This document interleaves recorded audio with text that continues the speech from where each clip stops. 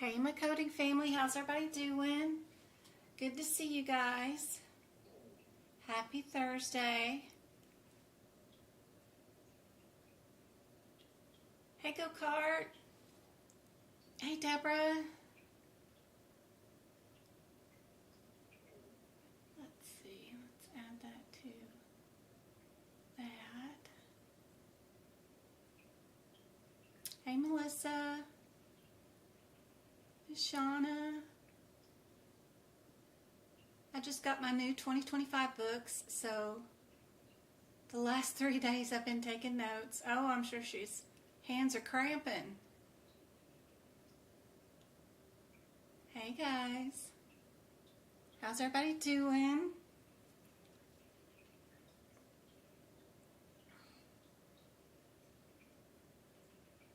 I was sitting here working on some notes myself. Let's see, I can turn that off and I can turn that on. Yeah. So I was working on cardiovascular as it was. This is code 36901. I think I needed to, let's see. I got some that are peri and some that are going to be intra.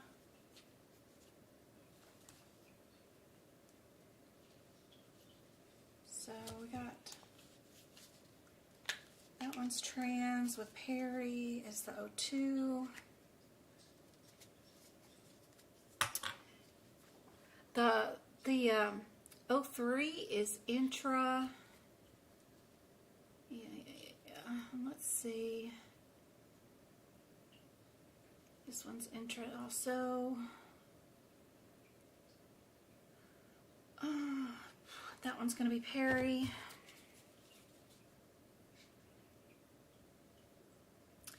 This one's intra. So this is kind of cool because it'll tell you what do I look for in the exam question.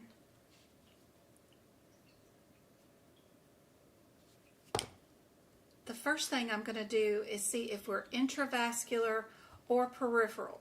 Are we doing intravascular or peripheral? That'll help out with these questions. 2 of them are intra, 2 of them are peripheral. So look through your questions, see if you are peri or intravascular, and that'll probably help get you down to a 50-50 shot. Sure. On those.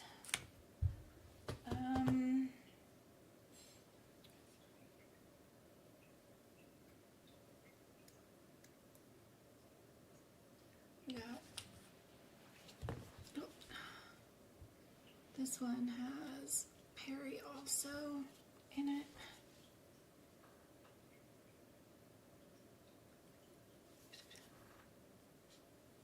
Peri.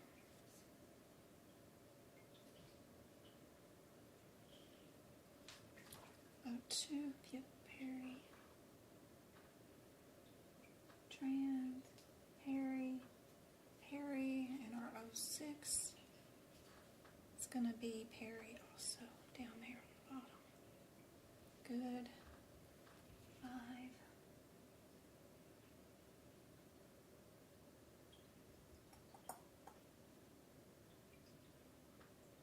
Good. You know, as far as highlighters go, I like the push button ones too. Those are kind of cool. I don't happen to have any on my desk right now. But when they're the long ones and they're just push button, that's cool because you don't have to keep up with the caps and put the caps back on and all that stuff. So those are kind of cool. All right, we got that. These O1, O2, and O3 are introduction of a needle, catheter, or a dialysis circuit. They're and then this one, the O4, O5, and O6 are through the skin. They're percutaneous, so that's helpful. we're doing diagnostic when we're O1, O2, and O3 because we don't have a diagnosis.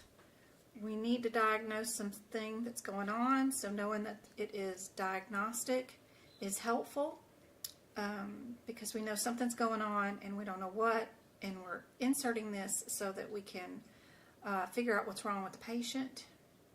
Of course, they're doing a balloon there.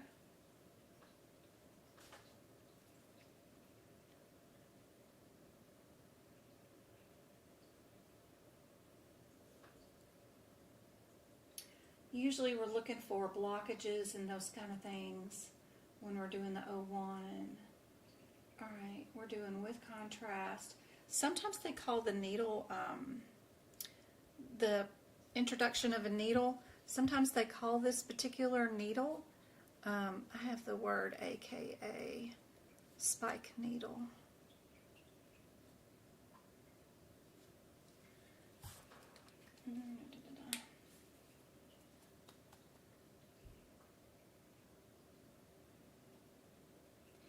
Are you, not anymore. I'm not clinical anymore or administrative.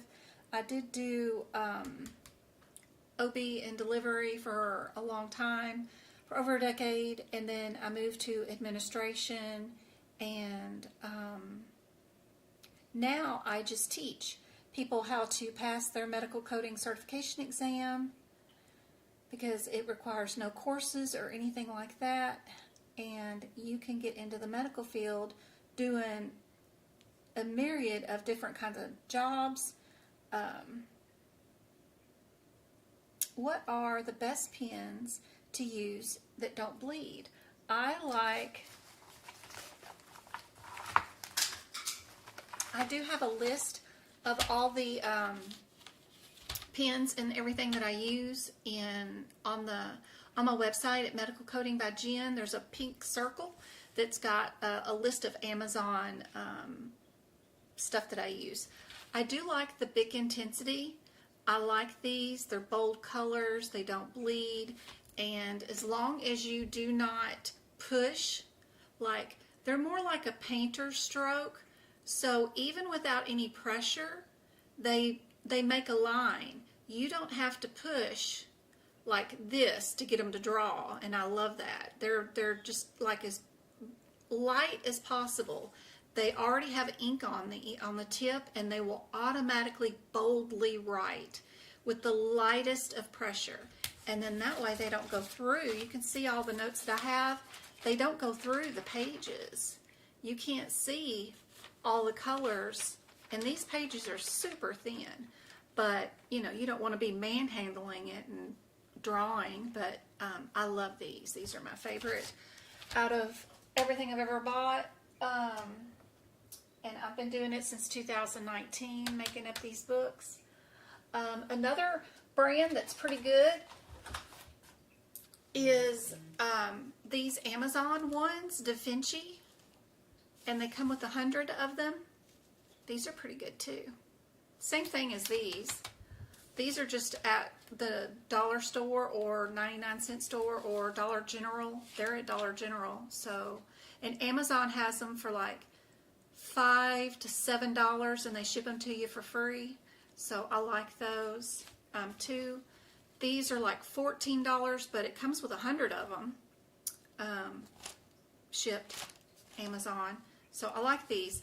The main important thing is the 0.4. Both of them are 0.4. That makes them super tiny so that you can write in the white available spaces and have them. But they're all listed in that Amazon link if you want to use that Amazon link. So right here, what we're doing with this particular one is we're just doing a needle. And we have, with our contrast and with all your radiology, so you don't add any other codes for fluoroscope. None of that is all there. This one is going to be doing a balloon stretching, right?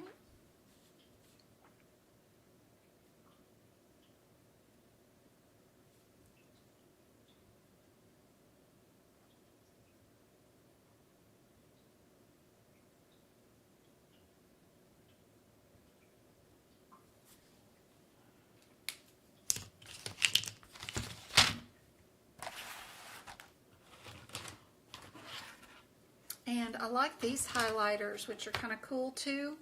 They don't have the push button, which I like, but what's cool is if I underline something or highlight something that I don't like, they do have an eraser on the other end, so you can get rid of what you highlighted. And that's kind of cool. You know, that's kind of cool. These are Wipe the Color Clean. It's the name of them, but they're all on the Amazon thing. All right, balloon and stretching. This one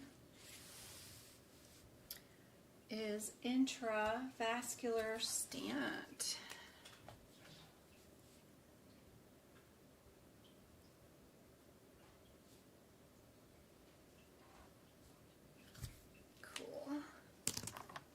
And then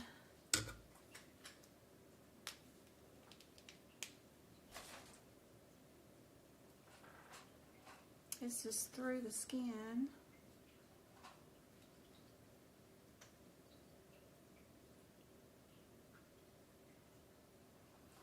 And we're doing a clot removal.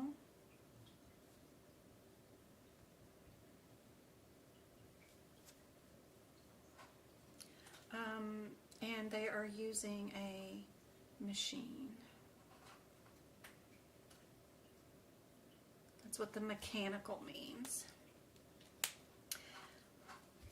The cool thing about these two is once you use them and you've used them all the way up and they start getting a little dry on you, you can just take some isopropanol and take the cap off and dip them in that for like a half a second.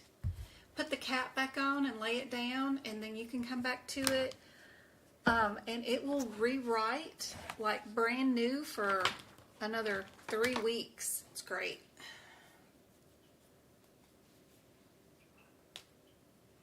Number 05, we're making pathways.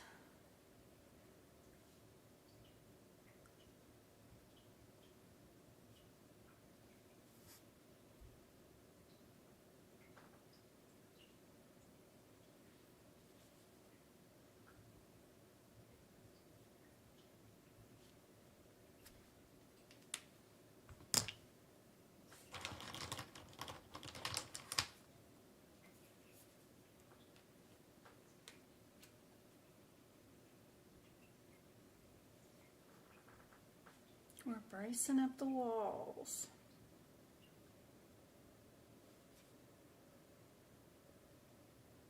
More stents. You just need to know, are you doing it intravascular or peripheral? All these, super cool. All these already include your radiology, so you don't have to add that. The cool part is right before you code these, they will tell you everything you need to know about them.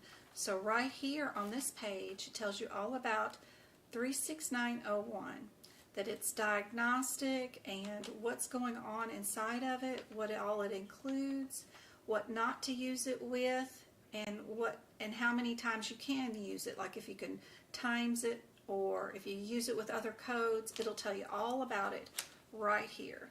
And then they'll tell you right here about 36902, and then on and on. 36904. I always check these to make sure there isn't anything that I can miss. Here's the 36905. Here's the 36907 and 8. A little bit more on the 08, and then the difference between the 09. And then their final thoughts. If there's anything here, like don't use it with a certain code that isn't in a parenthetical or something else, then I'll move it over there. But I think these are pretty good. They have the do nots over there, and we can only use these once. It doesn't have that over here, but if you're going to have trouble remembering if you can times these or not, then you might want to add that info over there. But that's pretty much it. This is how I would have mine lit up. I would know right off the bat, am I doing a diagnostic procedure or am I doing a therapeutic procedure? Then is my procedure intra, peri, or a combo code that does both intra and peri? That's it.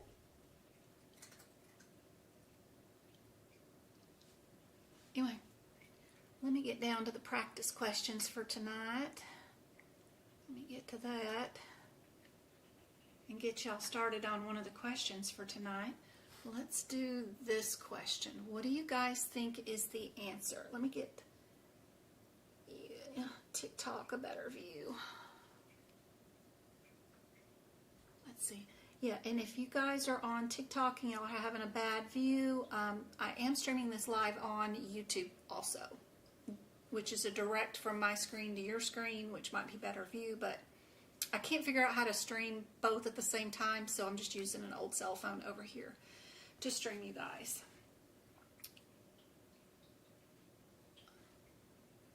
Let me check up on chat and see where we're at. See what all I missed. Happy Thursday. You're welcome, Deborah.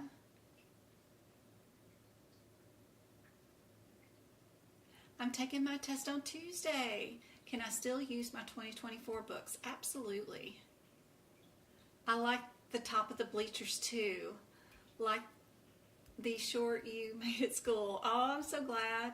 Yeah, the top of the bleachers, you can put your back against the wall and you don't have to sit up straight and hold your back up, you know, by yourself. I'm lazy and old, so I sit at the top.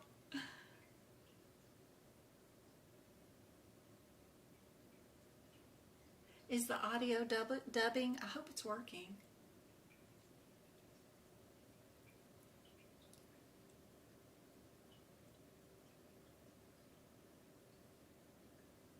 You had open 2 windows. Okay, good.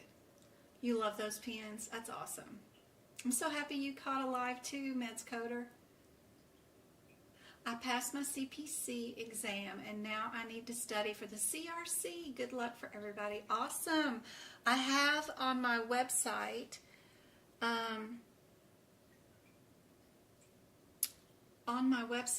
ton of practice questions for CRC. If you come over here to the bonus practice area for CRC, that tab, it's for risk adjustment.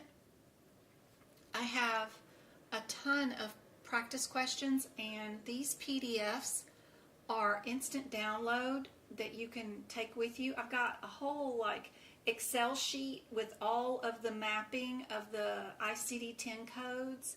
I have the 2024 risk adjustment, whatever stuff, the rate announcements, the 2025 Advantage Care and Part D notices about risk adjustment. I have case examples right there that are instant downloads too. And then, of course, I've got all these practice exam questions with some of these diagnosis sheets too that can go along with it. But in case you haven't tried, I've got a ton of practice questions over here for CRC that is hopefully super helpful for you guys. And if you guys are on my website, there's the Amazon list, and then there is Practicode, or Pocket Prep, for our practice questions for AAPC. We can use that too, but super helpful. Okay, and then, yep, I wanna get rid of that. I wonder why. There we go. And then, there we go. And our practice question for tonight. Right here. Which one is true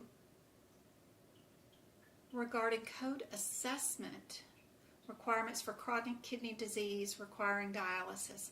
A lot of times they ask you on the exam which one of these is incorrect, and they're harder to find the correct answer when you're looking for an incorrect answer.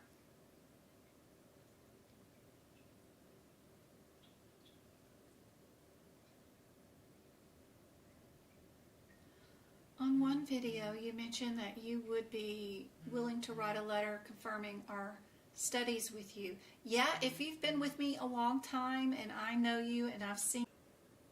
There we go. Am I back, guys? Let's see. And then go to scene 2. There we go. Check on YouTube, see if I'm still streaming there.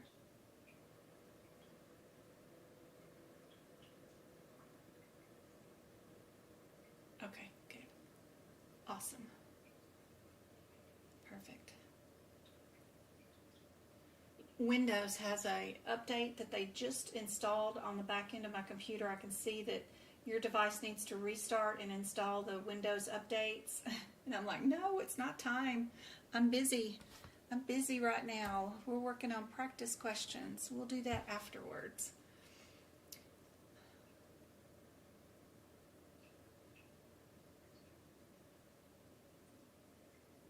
Yeah, I haven't had a chance to get to the emails yet, and I have to go out of town tomorrow for the weekend and won't be coming back till Sunday, so you just have to give me some time to get to those emails. If anybody is in Goodyear, Arizona, or Tucson, Arizona, I will be in the area on Friday and Saturday, and if you live in those areas and want to meet, like at Starbucks, my treat, you can come and bring your books and I'll look through them and give you some advice on what you might need to have added into your book or whatever. I don't know. But we could visit if you want to, if y'all are in that area. Everybody's saying C is the answer.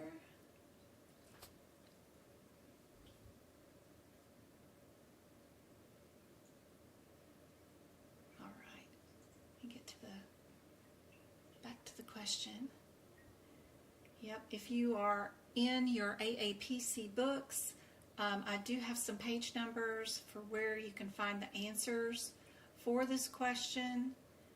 For the 2024 book, I got to put some down page numbers for where the answers are in the 2025, but for now, C is the answer. Good job.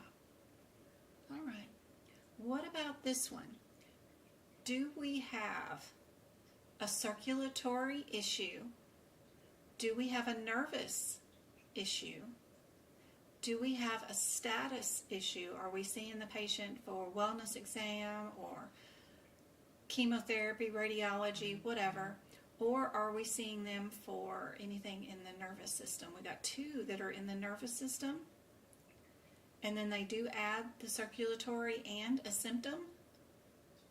So think about those things when you're looking at these questions. That is super helpful during the exam, is not to go down to the individual codes and flipping through the books looking for all of that when each of the answers start off with a different code section. You could just think about those different symptoms, those different areas of the book. Are we in the R? Are we in the nervous system? Are we in circulatory? Or are we in a status code? What are we seeing the patient for today? They were diagnosed with a TIA.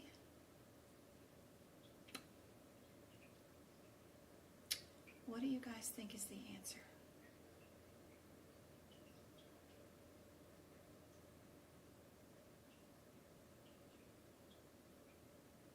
Come to PA. Awesome. Maybe when the weather warms up, it's a little too cold to be traveling in snowy areas, that's for sure. I'm too old. I don't need a fractured hip, so I have a hard enough time walking on dirt, much less snow. So we got to get rid of the snow if you want me to travel north. I think we're going to go possibly to Mexico this year, like Mexico City or somewhere. It's going to be cool.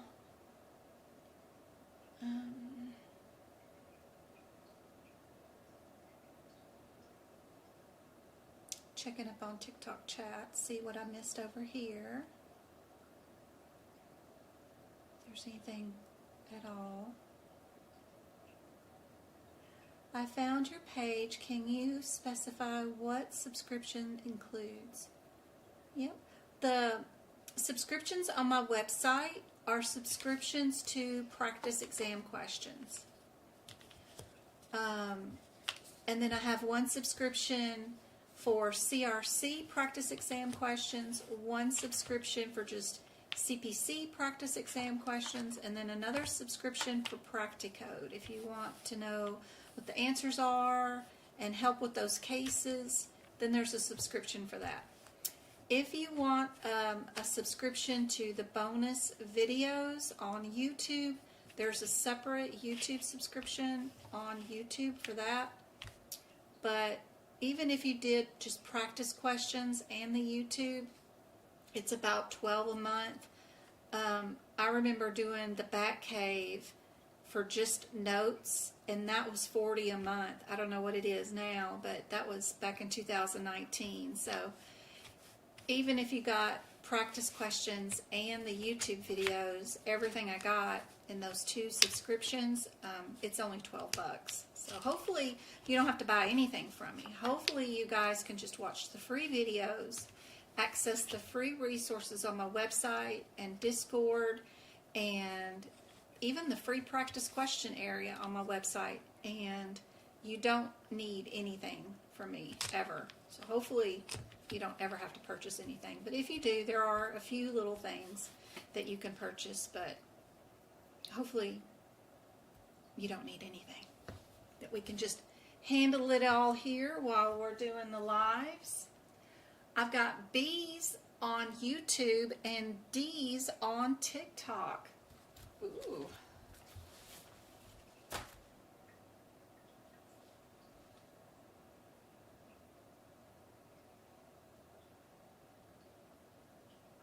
The patient is here for a follow-up, and remember, you cannot code a patient having anything to do with a stroke or a TIA unless they are actively having it right in front of you either. So that's kind of cool thing to know. There might be even a guideline near that G45.9 that says if you're supposed to add symptoms to it or not. A lot of times you would not add an R code to something that you have a diagnosis for. So just because she has memory loss doesn't mean that we need to code it if that is a symptom of a TIA. So be careful about that particular one. If we do look at our I-67, we do have some vascular disease guidelines associated to that area.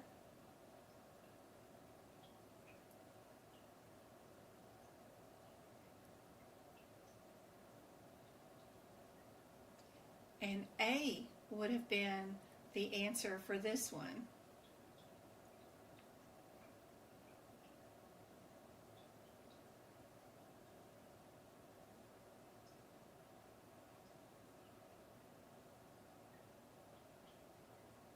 For our personal history of a TIA, we definitely needed that one.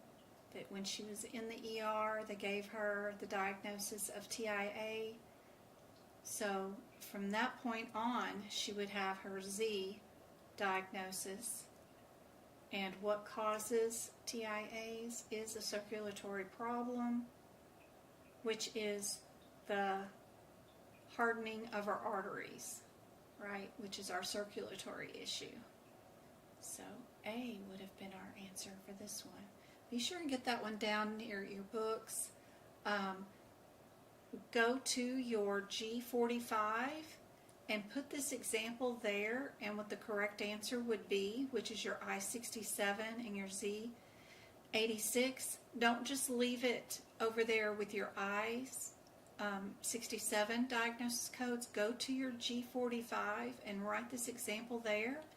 That way you've got it the next time you see this particular question, and you'll have the answer, of course, at the I-67 and your Z-86, but if you also put it with your R-41 and you put it with that G code, you'll have it in all 4 locations, and then that way you won't get it wrong the next time you see it.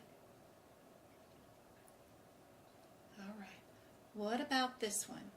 We've got every single answer does have some version of I-50 in it. 2 of the answers also have hypertension in it. One of them has the I-11 in it, and one of them's by itself. What would we code this particular patient? If they were here for hypertensive heart failure, is that 1 diagnosis? Is that 2 diagnosis codes? How would we do that one?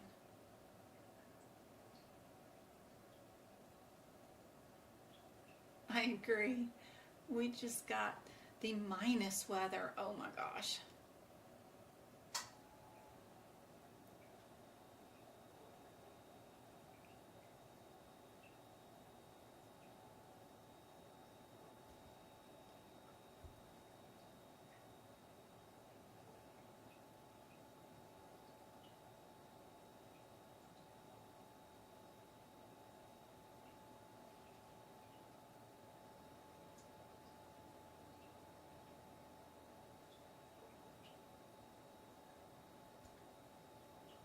How's everybody doing on YouTube? You guys got, let's see, we got 31 people on and 20 likes.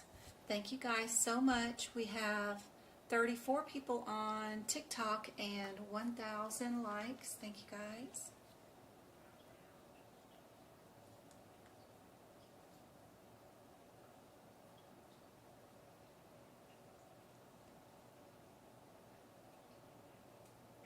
What do you guys think the answer is?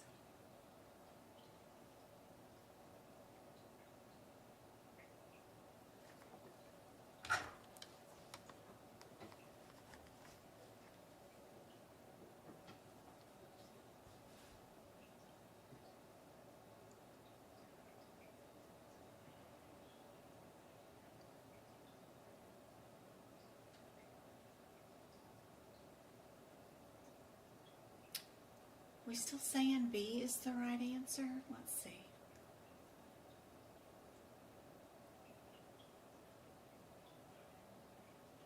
So kind of color coded these so you could see the colors. We do have some guidelines with this one around G16. If you have the AAPC version of the book, that's the page number it's on. For our hypertensive,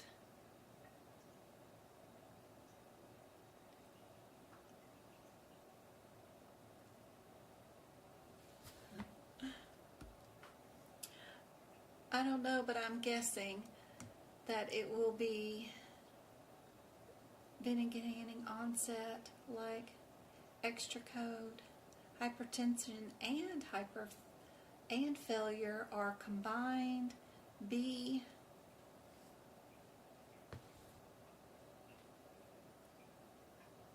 Indeed, B is correct. Good job.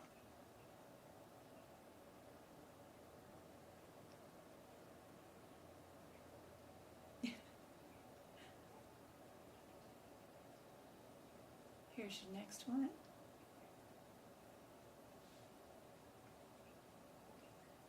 All right, which one is not true? Making it easy for you with some color coding here.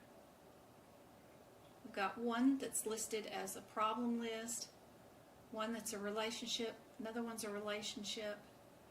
Which one is not true? You're looking for an incorrect answer here. While that's going on, let's give away some YouTube memberships over here. Send YouTube some money, and we'll pick some winners. These people will get 30 days free of my YouTube channel bonus videos. The podcast, the old workshop videos, the duck classes videos, Ophelia, Kristen, Lindsay, Mia, Reed, all won memberships. I hope those memberships help out a whole bunch. Now that you got 30 days free, that's awesome. We'll give away some more on Monday when I go live again. Hopefully I can go live while I'm on my trip to Travi's cheer performance in Goodyear. If I find anything interesting or fun to look at, I'll go live on TikTok. Which of the following is not true? Conditions listed in the problem list are coded as complications of diabetes if documentation does not state the type of diabetes. We do this. We've got causal and effect, and then another causal and effect.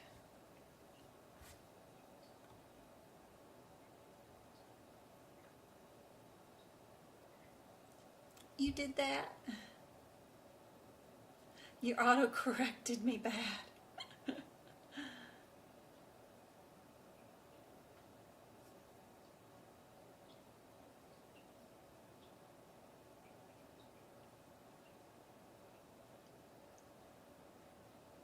More B's? This one's A. The condition listed in the problem list are never coded. Anytime they say anything about a problem list, you know that's going to be the incorrect answer for anything. For sure.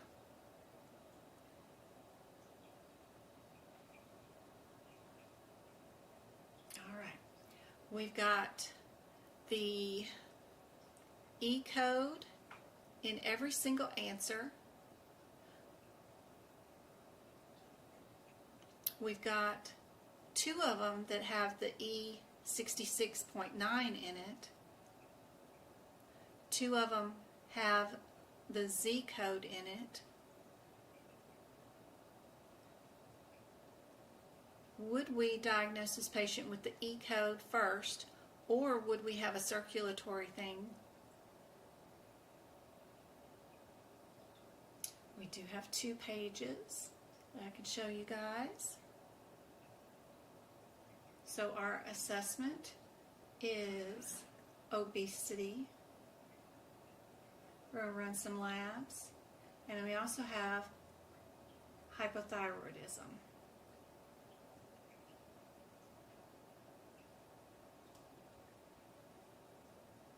What would be our diagnoses for today?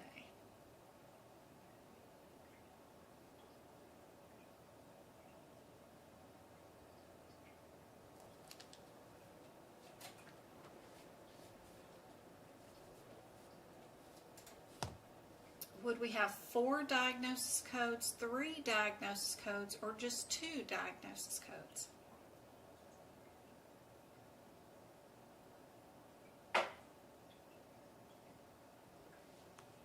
What'd you think? 3 with the 66.9? A, because they would be unrelated?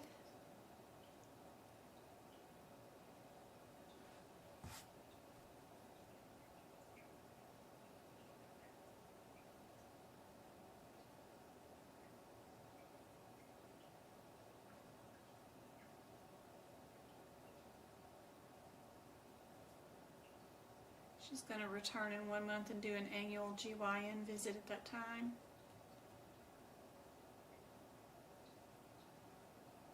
What needs to go with your obesity code is probably your BMI, right? Is that what our Z68 is? Is BMI? So I like the 3, right? Yeah, we would be C with all 3 diagnoses. We're going to have our BMI listed with our obesity. If you're going to bill for obesity, you're going to automatically get that Z code, and then we're going to do our hypothyroidism, so that makes 3 diagnosis codes. Yep. What is false about arthrosclerosis?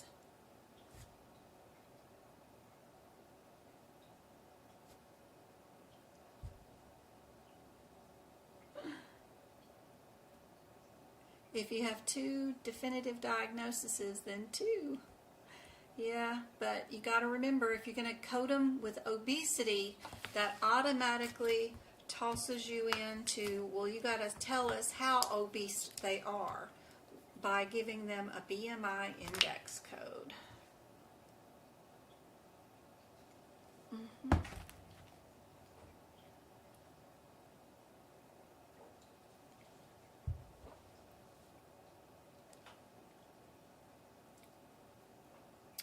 Thank you for the 4,000 taps on TikTok.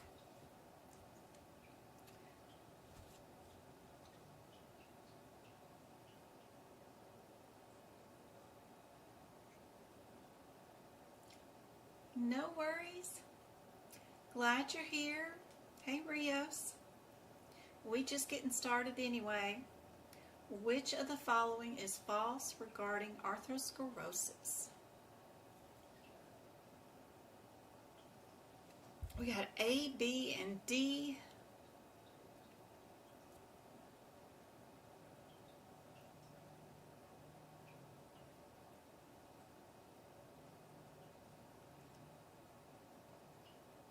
False. We're looking for an incorrect answer. We are in arteries, right? So falsely, we are not going to affect the veins, are we? Yep.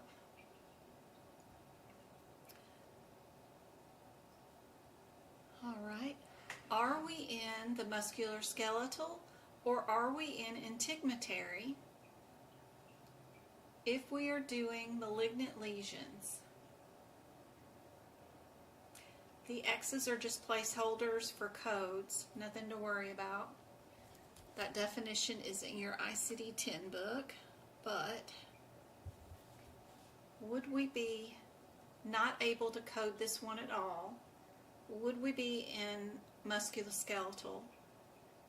If we're in integumentary, are we in the 14s or in the 16s?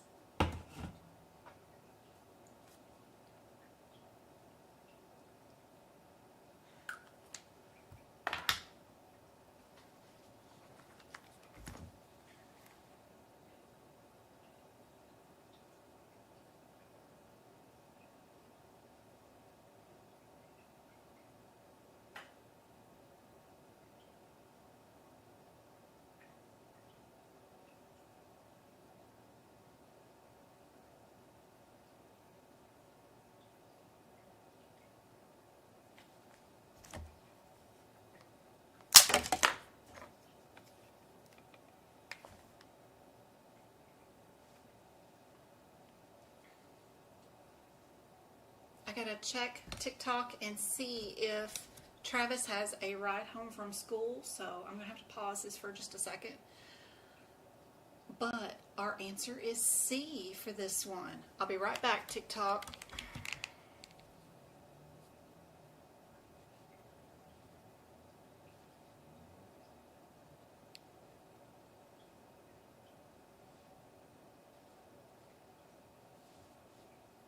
All right, I'm back.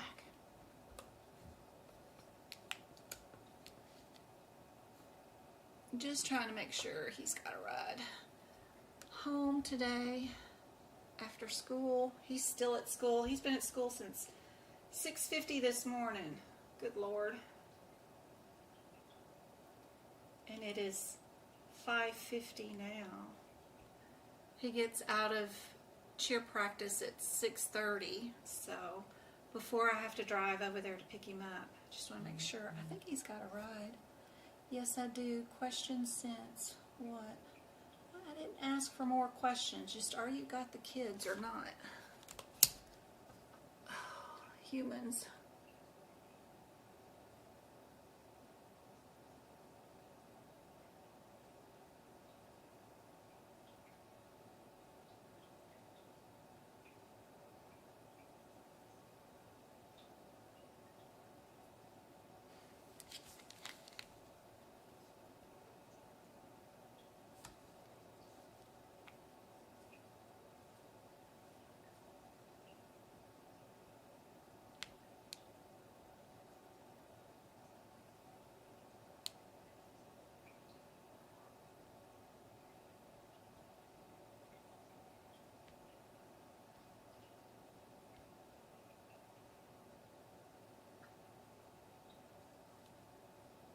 Okay, sorry TikTok.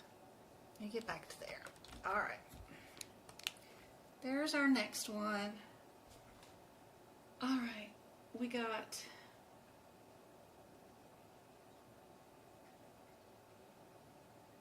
are we in the D codes? Are we in the L diagnosis codes? That might be easier than trying to figure out which integumentary code we're using. Just saying. The D's are under like masses or lipomas, and then the L codes are like skin eruption stuff.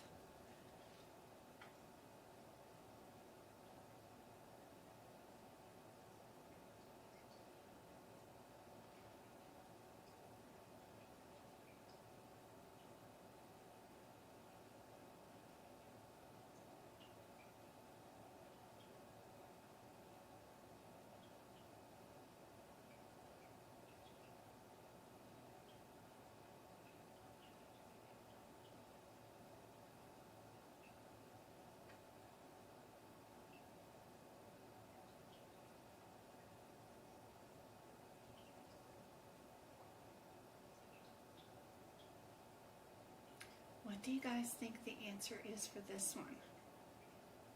We've got your first live. Oh, you're welcome.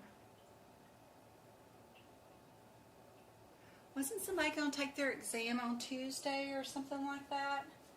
Somebody said.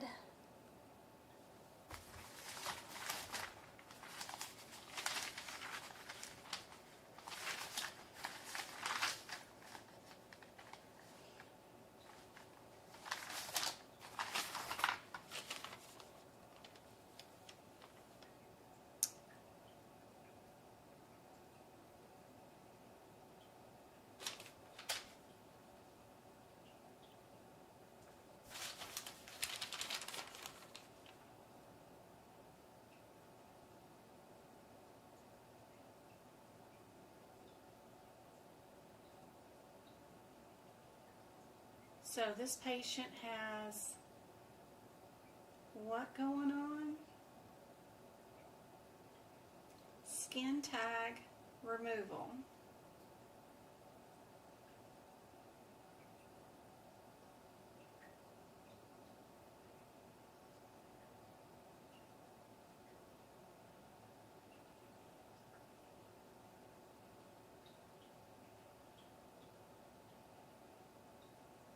We're getting 16, 10, 8, and 13. What would be the answer for this one?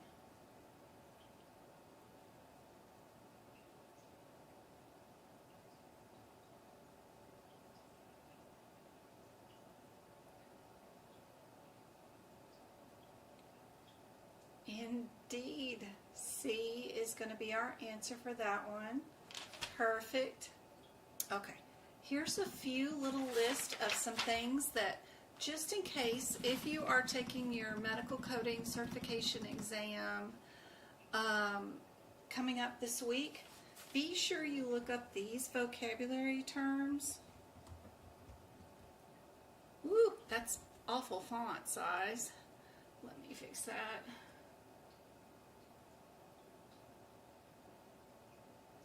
Here we go. Look up these vocabulary terms.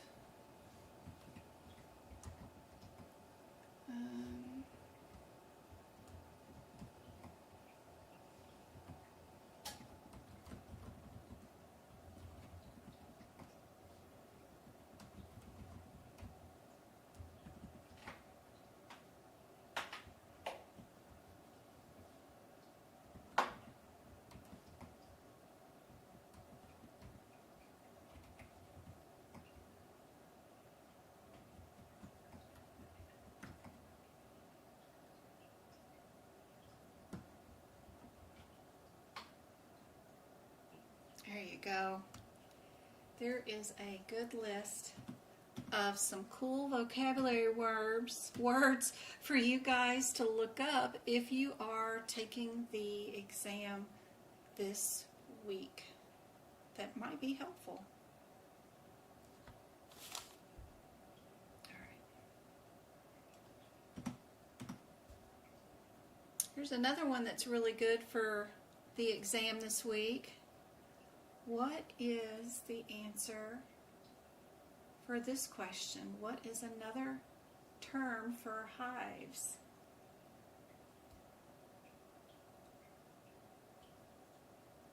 Everybody know that one? You all got it?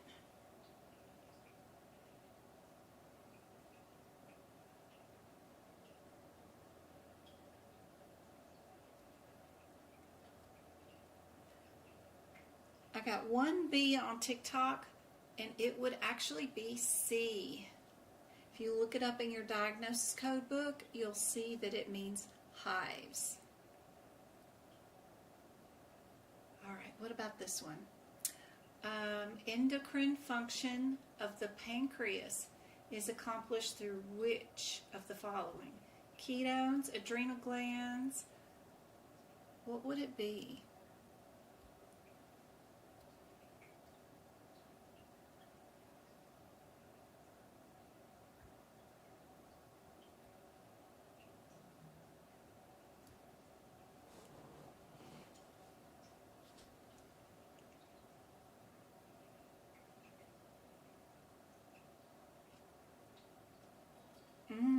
I may have found one you guys don't know.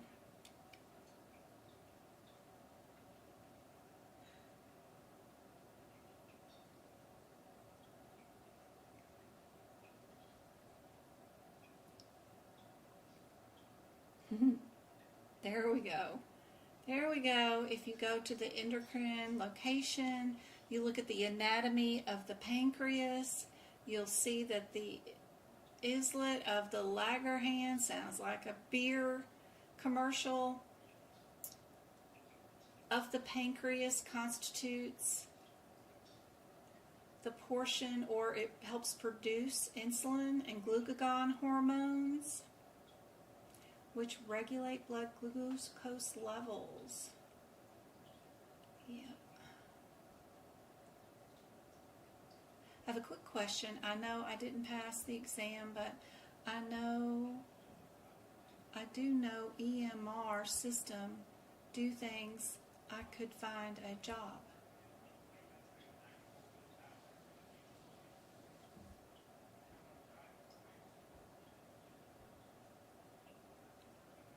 Just wondering what the question is. Hey, Sassy.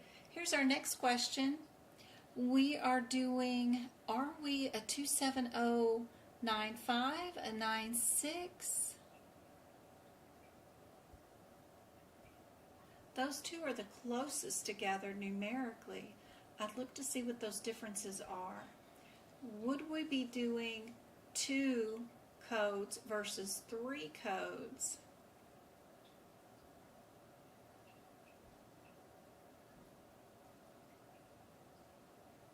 The 95 and the 96 are both closest together. And then it's more likely that we would be just 2 codes versus 3. If I was just guessing as looking for similarities and trying to pick out the answer, I'd probably pick just C and move on to my next question. But if you want to look it up, I'd at least start there with the 95, make sure I'm in the right area. Has that got the fluoroscope and general?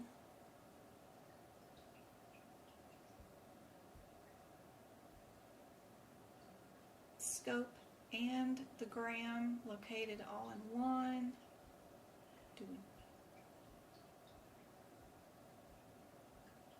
What do you guys think is the answer?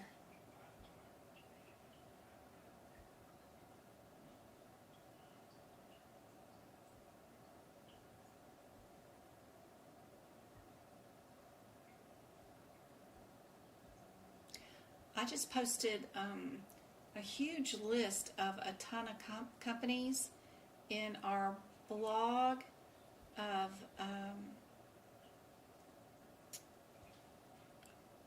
let's see, is it this one? Is it that one?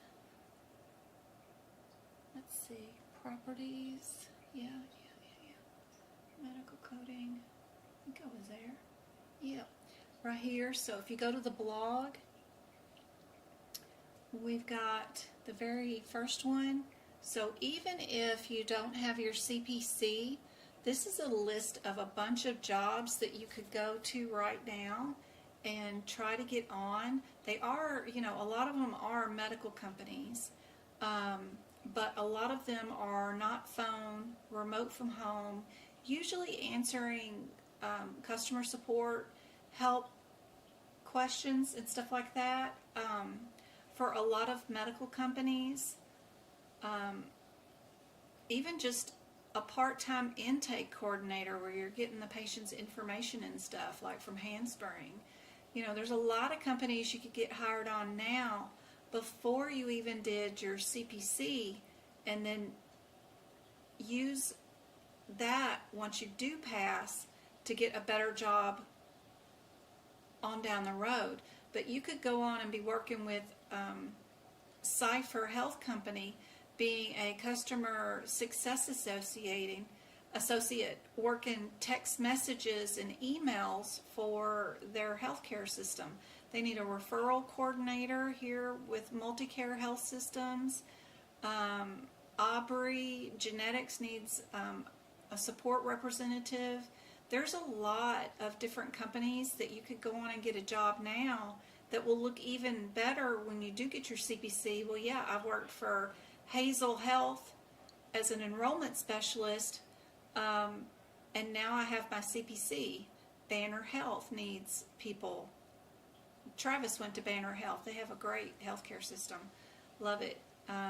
Healthmark Group needs a specialist right there for just answering text message questions and customer support and stuff. So there's a lot of different companies right here that are listed. Paisley Health has 3 positions open right now. LabCorp. There's not even an interview process with LabCorp, and there are just like, if you only wanted to help answer phone calls or whatever for LabCorp, there's a lot of positions there. Remote positions were available with Veterans Affairs, but I don't know about now. I think they might have put those on hold this week, but there was a lot of positions in Veterans Affairs. There's adjacent positions that aren't the same as medical coding positions, but they're, you know, ones where you're just keying in data, the patient's insurance ID number and that kind of stuff, and signing them up for services. So lots of different positions there, lots of different companies. I give you some advice on all the boards, like if you're going to Indeed, LinkedIn, or Himalayas companies, don't apply for the jobs there. Grab that company name, go to the company's website directly, look underneath their career page or the contact information. contact the company directly and apply on the company website instead of applying on Indeed, because I don't think they pass along your applications properly. So go straight to these companies and apply directly on their own website, and I think that may help too. But I've got a lot of blogs on my website that are totally free that you guys can go to that will have a lot of positions available. I don't think it's difficult finding a job in healthcare, but you know, I'm not a career coach and I haven't had to look for a job since 9/11, so it's been a long, long time. If there's ever been a position that I ever wanted, I created it myself. I went and got it.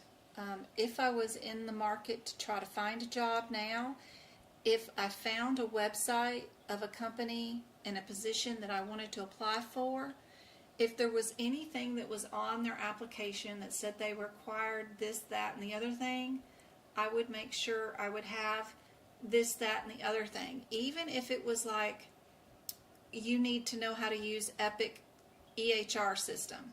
And if I've never seen Epic EHR system, then I would go to their website, contact their sales team, and get some educational material from their sales team so that I would know what the screens look like ahead of time. I would be researching YouTube University and all that other stuff for how to use Epic EHR system, so that when I did get an interview with that company, if they asked me if I know how to use the system, I would have something other than just no to say to them, right? I would say, well, I've been in contact with their sales team. I've downloaded and went through all their training material. I feel confident. I would have no issues with, finding the place to put in the patient's date of birth and looking up their information. It's no big deal. You can interview better than just saying no, right? So I would do things to make sure that I would get the job.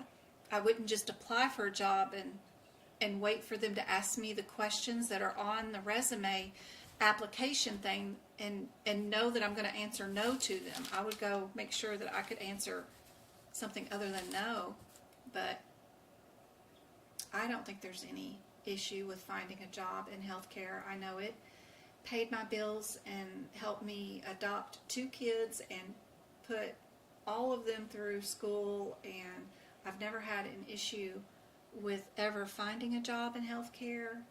And our healthcare system is for profit. It ain't going nowhere, and they are making billions, trillions of dollars every year, and it is the one industry that is inflation proof and crash proof. There's nothing we can do other than people are going to get sick and people have to go get health care, and they're making trillions off of it. The sicker we are, the more they're making money, and they are making money, and those jobs are not going anywhere. So you can get a job. You can absolutely get a job in healthcare.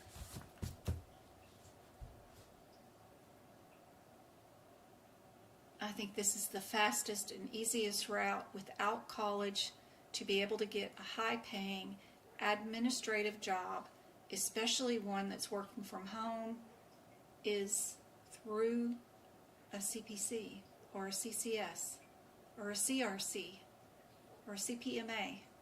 They're great career choices, and there's a lot of positions that you can go into that aren't all about making money, but they are to help patients too. Like I did risk adjustment, which I loved, and I did HEDIS measurements, where I audited physicians, and they got in trouble if they didn't provide services for patients.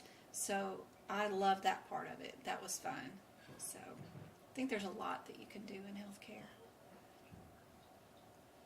Where is this particular injection delivered at? What body part?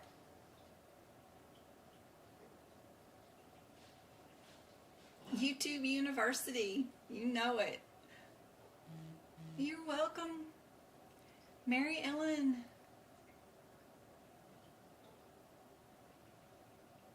I just asked my job of 26 years is closing. Yeah, one of the hospitals I was working for in Memphis, Tennessee, closed. And that was like unheard of. That was right before 9/11. Right before. It's a tenant hospital in downtown Memphis, Tennessee.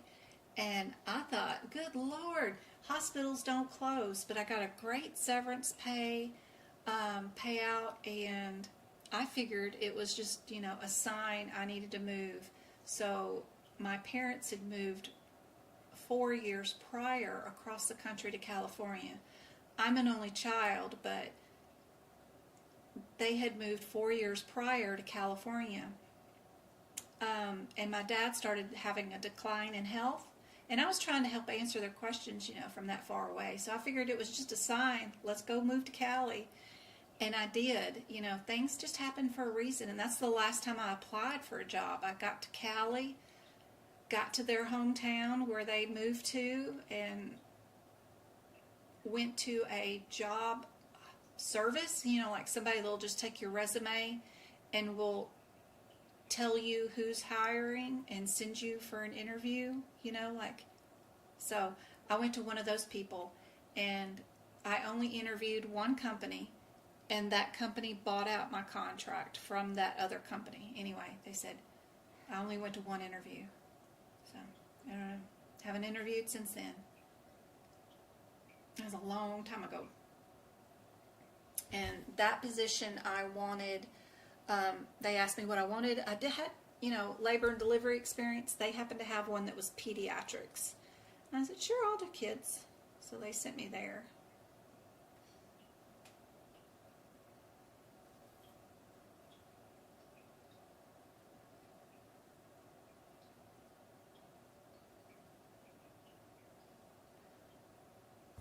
This one's pretty cool. Would we use a 54 modifier or not? They have the same answer down twice for two of the answers. One of the unique differences is that 54 modifier. Would we need that in this area? LT is on every single one of the answers, so I don't have to worry about that. But that 54 is on a couple of the answers and not on the other one.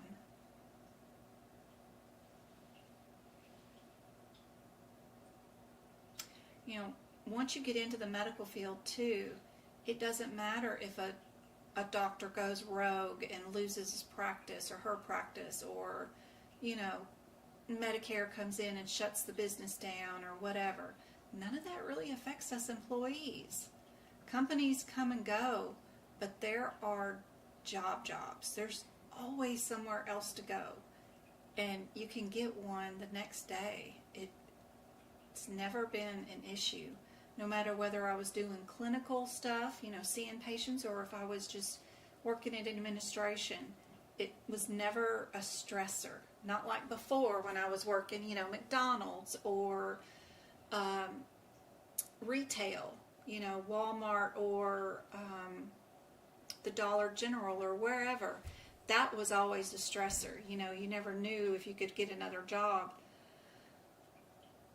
But medicine never had that worry.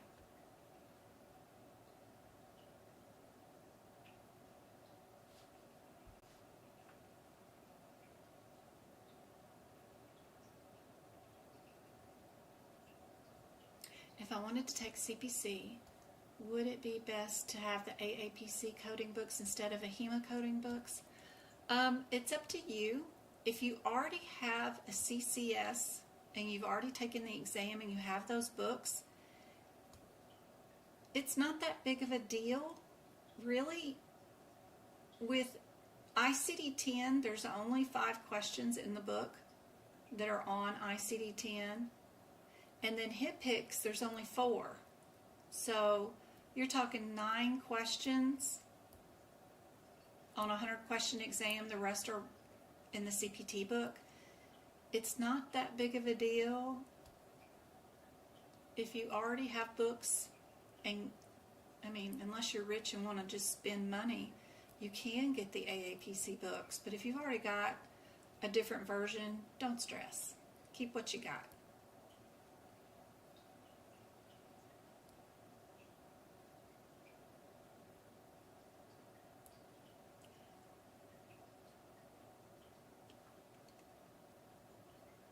what's our 54 modifier? What is that one? 4. Surgical care only. What did we do today for this patient? All we did was reduce their elbow successfully. So we did surgery on this patient. So absolutely we would be using that 54 modifier. Anybody want to change their answer to that question? Go Cart, what are you typing? I will be taking the CCA in May. What material should I use to prepare for the exam? I love, let me see if I can't show you. I gotta go. Where have I gotta go to answer that question? Let's see. Gotta go here, but this is the wrong place. I need to go here, and that I'm gonna have to change this one's properties to this one.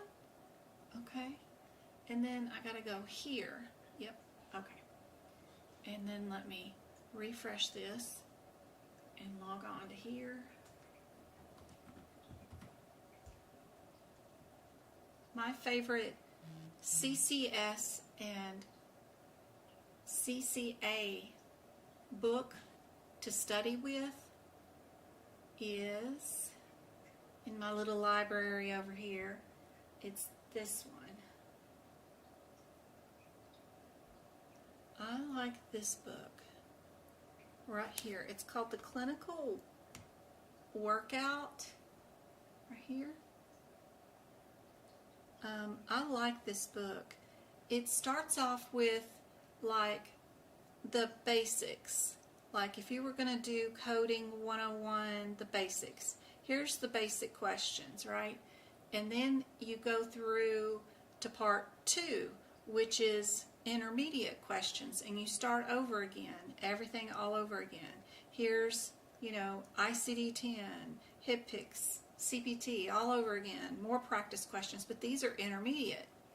And then you go through, and then there's advanced, part 3 of that workbook, where you start all over again. Here's your ICD-10, here's your HIPICS, here's your, whatever, but a ton of more of practice questions that are more advanced for sure. So, and then they also have a 4th area of the book that are more advanced, even beyond practice questions, but they start all over again with ICD-10, HIPICS, and CPT. So I like the different levels of harder, hardest, and hardest, that's kind of cool.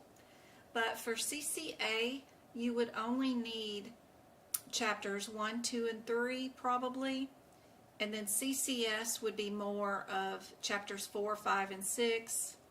So anyway, I love that book. That's a really good book. I wish I could write something that nice. But anyway, I like that book. Alright, back to our questions. If I can figure out, how did I do that? Get back to there. There we go. This question, right? We need to know if we're going to use the 54 or not. Which all we did was do a surgery to reduce their elbow. So that is surgical care only, right? So we do need our 54. So our answer will have 54 in it. That is either answer A or answer C. You just need to know your differences between your 00 and your 40. And yep, answer was A for that one. Is there a fee for this workbook? Oh, I'm sure. That book costed me on Vitasource, where I was just looking at it, was $150. Yeah. Hopefully you can find one online cheaper than that. Hopefully you can find it used somewhere from a used bookstore or something, or get somebody else that's already passed their exam to let you borrow the book or something. Hopefully you can find one cheaper somewhere. Do a Google search for it and find a used bookstore online like Book Run or something that may have that book available just to even rent. Some of them will rent them to you for like $7 or something. So try to find it cheaper, but if you want to purchase it, it's like $150. It's expensive, but it's a good book. I like the book. But you can rent it or you can purchase it used for cheaper. Are we a 272.50 or a 57? What is the differences between those two CPT codes? That should be the only thing that you look up in this question. That will tell you what the answer is.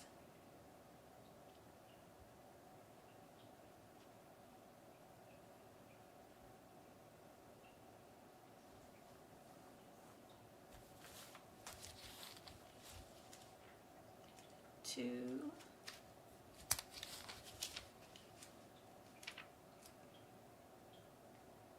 seven, 250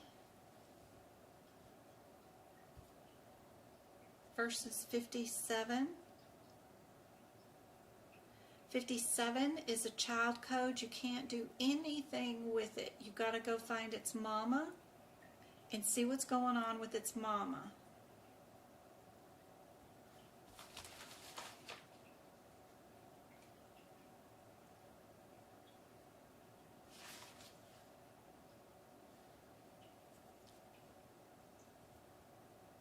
$272.50 is a closed treatment of a hip dislocation. $272.59 is open treatment of a spontaneous hip dislocation. Are we open or are we closed? We're going to look in our question and we're going to see, what did we do?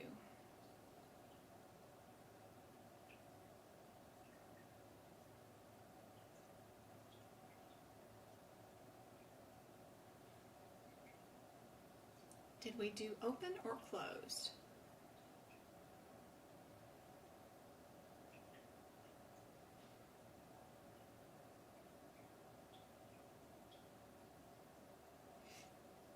There's a lot of modifiers in the HipPix book. CPT book doesn't have a lot of modifiers, but HipPix has a lot of them. There's a lot of modifiers, but since it's open book exam and they're all listed out for you and every single modifier is inside your HipPix book, you really don't have nothing to worry about other than being able to go find them when you need them.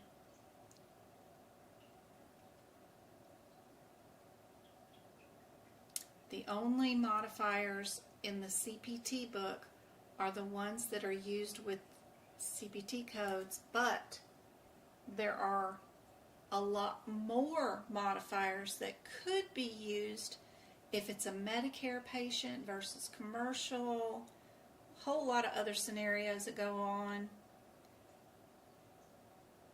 Be sure you know where to find them in the HipPix book during your exam. Is this a patient that has an open treatment of a hip fracture or a closed treatment of a fracture? What would tell you?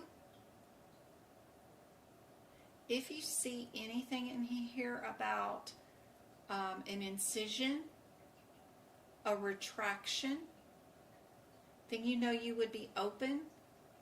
The only thing that I do see is that we did have some traction and a reduction.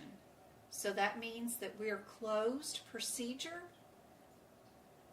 That means it has to be C or D only. and we cannot use A or B because those are open procedures where they cut into the skin down to the bone and they would fix the fracture because they had to go into the fracture internally. So this is a closed treatment.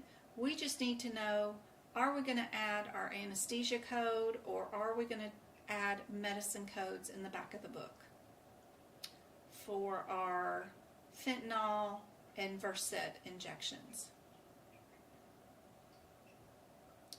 Is that considered anesthesia or is that considered a CPT code in the back of the book? What do you guys think? Good job, good job, good job. Everybody's got D. Yep. Perfect. Speaking of HitPic's book, which one of these codes in your HitPic's book is for a pediatric motorized wheelchair?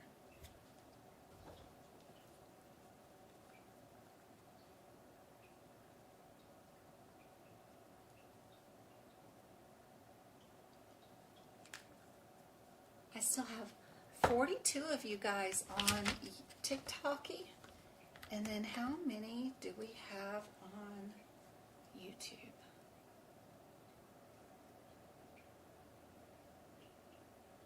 28. Thank you for the 30 likes on YouTube. I can't believe y'all love this terrible screen view that I have on TikTok versus the YouTube view, but that's okay. Whatever y'all like to see me on. Hopefully I can get it streaming better one of these days for the TikTok people. Which one is for motorized wheelchair?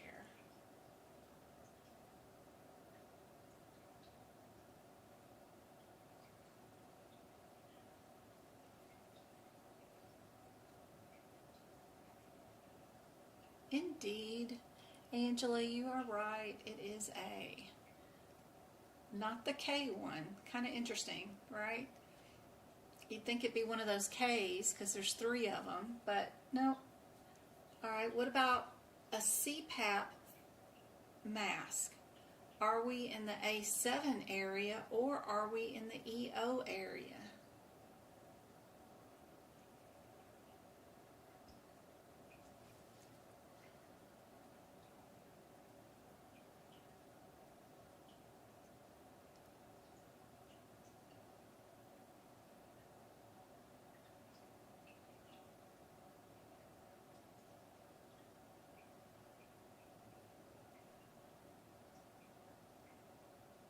The 30 and the 31 are the 2 closest codes. I would start out there, see if it was either one of those codes.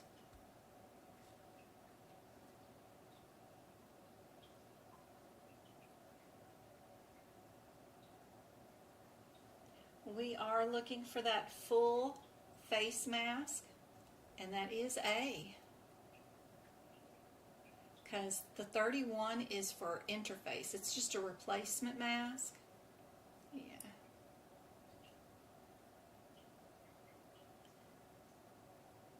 If we were completing the series of the mouth, the lower esophageal, what would come next?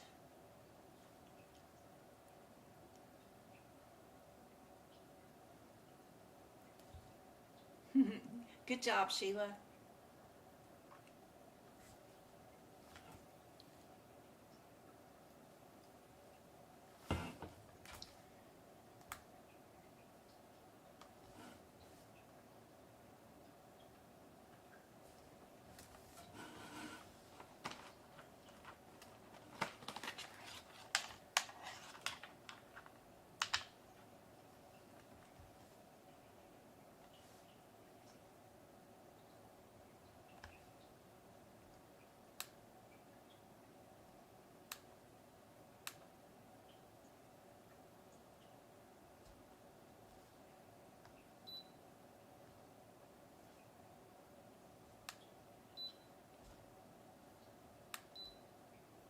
got me one of these smart mugs. It's supposed to keep my tea hot. I can't figure out how to use it. It's too smart for me. Can't tell which button to push for which what, and it doesn't seem to stay on. I don't know what I'm doing. I need a YouTube video.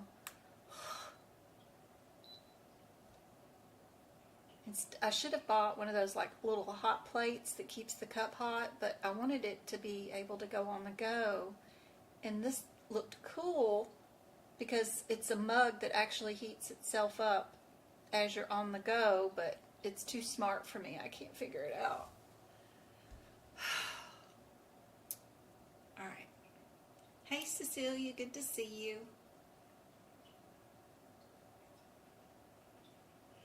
This one is our iliac valve. You can find that in your AAPC ICD-10 book. If you look in the digestive system, they do have a list of the anatomy of the small intestines that will list out that order of things in the digestive system. Which of the following vessels is in the third order branch of the celiac trunk? Got to get out that appendix L for this one.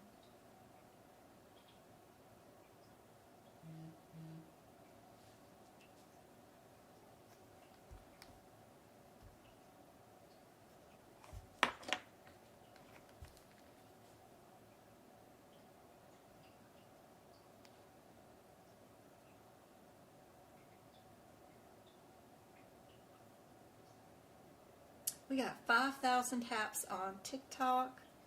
Thank you so much. 7 shares. That's really cool. 30 likes on YouTube.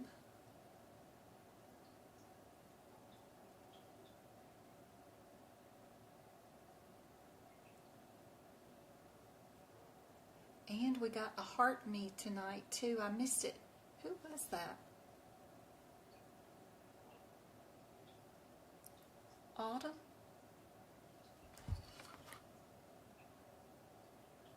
That was Autumn. And Shauna. She's on YouTube too.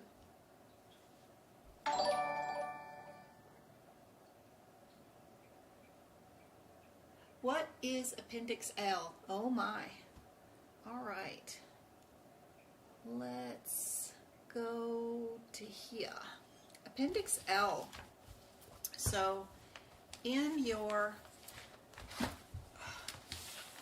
CPT book, uh-oh, what happened to my camera? What happened to, did I lose? There we go.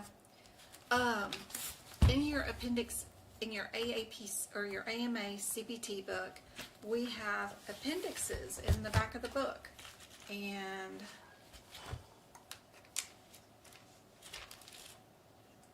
there are all these blue pages. Our first appendix is Appendix A, and that one is our modifiers, but it's not all of the modifiers, it's just the ones that are in HIPICS. Another noteworthy ones that are helpful during the exam is Appendix E and Appendix F. If you get those questions about Modifier 51 exempt or Modifier 63 exempt, knowing where these two appendixes are in your CPT book is super helpful, because running here and just picking out the answer is a lot easier than looking up 4 different CPT codes. So those are important. And then our other one that we're talking about right now is Appendix L. Appendix L is a list of vascular families, whether you're arterial, which is red, or vascular, which is venous, or veins, which is the blue.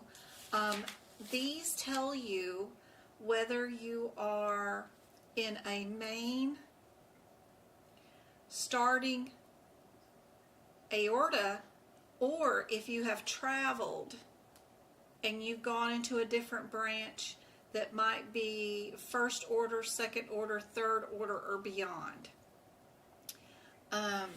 we use Appendix L to tell us whether we are intercostal or inotomy, or brachiocephalic, versus like we are celiac or gastroduodenal, because of the body parts, right? Or if we're femoral, like in the femoral artery, or popliteal, which is in the ankles and stuff. So it's mainly just body parts, but it does help us. I have like notes that go along with this that I'm working on moving into our 2025 book, but what's helpful is putting in like the CPT codes that go with certain ones, so you know which procedure is done with which one. That's pretty cool. And knowing which one is first, second, third, or beyond, that's pretty cool.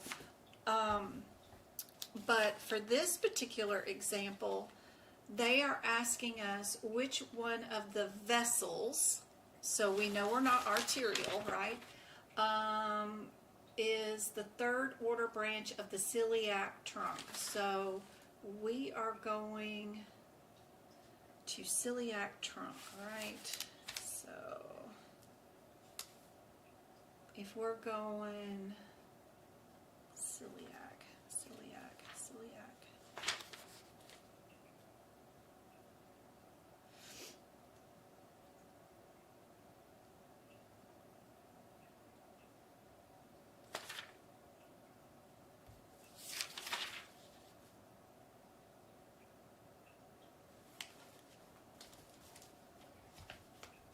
we are going to end up being where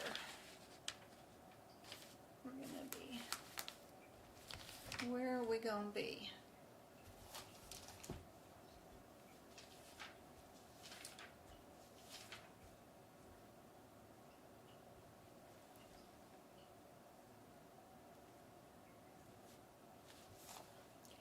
We're going to be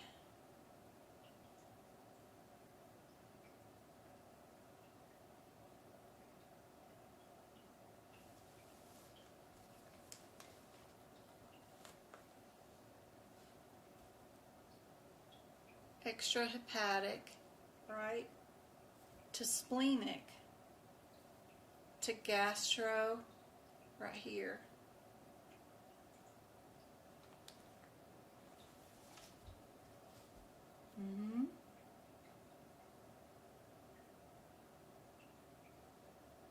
So if we look at our, turn that off and go back to, is it here with our question? So, where's my drawing? If you're looking for celiac, where are you at in the body, right?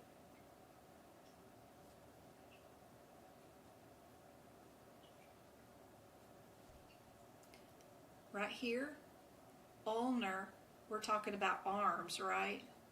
Cerebral is brain, right?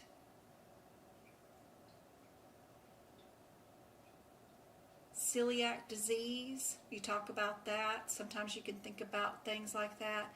That's like a gastro disease, right? If you are thinking about even not knowing anything about Appendix L,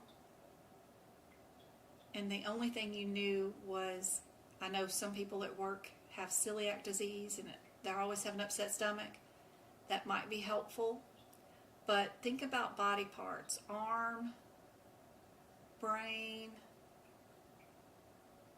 tummy, and then trying to find which vascular family you're in. You know you're in vessels, that's going to be blue. We're looking for the third order, which is going to be that last order where it says beyond second order. You're going to be on that chart in Appendix L over there. And you're looking for the celiac trunk. And then you'll just work your way backwards.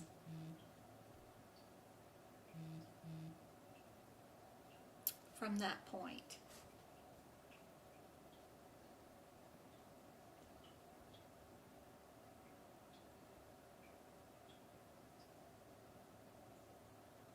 All right. What about this one? Which of the following is true about in diseases classified elsewhere?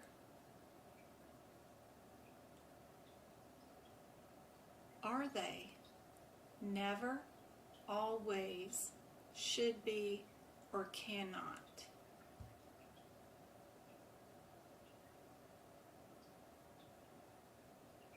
They asked about the brachial artery. So your brachial artery is going to be,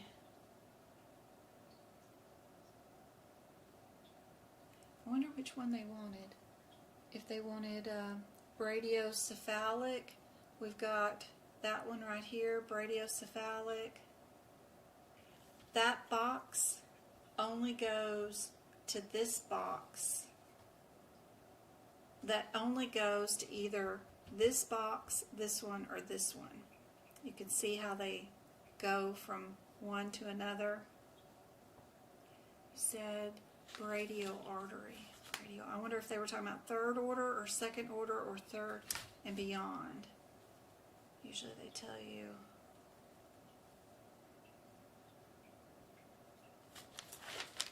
I like to, when they are talking about brachial, you know you're going to be in the arm, so you go over here to the brachial, right, to the arm, and then you can usually find your stuff easier here because it's got the arm. We got digits, metatarsals, palmar arch, ulna, dorsal. You could see your starting points.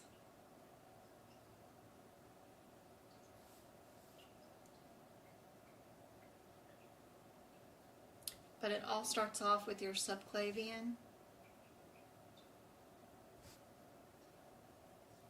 Abdominal artery gives you celiac. Yep. If we go back here, we've got our abdominal to celiac, to our common hepatic, to our gastroduodenal, to our right gastropipalogic, which is on that question that we just had prior. Gastropipi.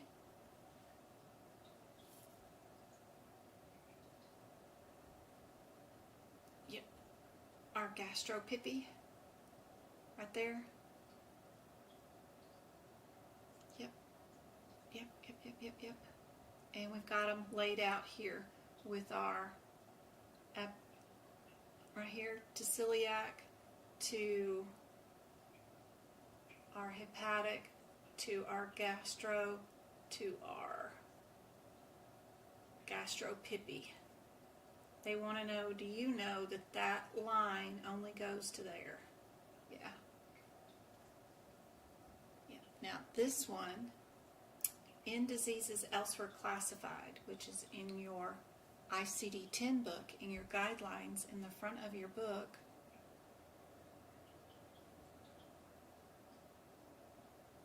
brachial artery.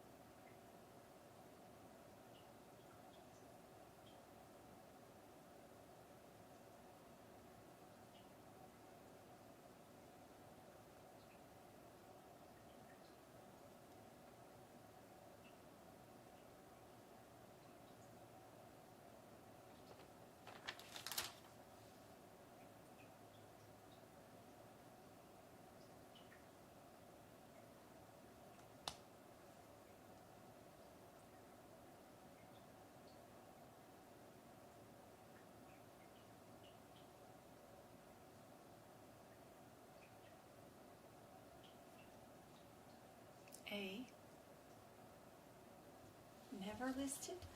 Never, never, never?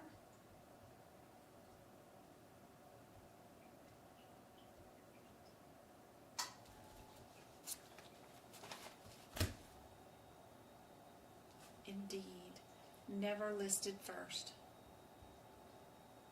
We do have that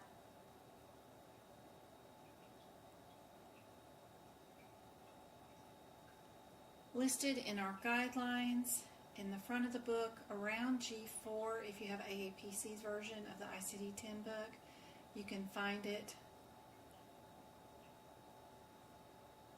in the area where it says in diseases classified elsewhere, second paragraph. All right. Which of the following is covered as outpatient observation by Medicare? Does the observation have to exceed 48 hours? Post-operative monitoring, chemotherapy, or during a heart attack?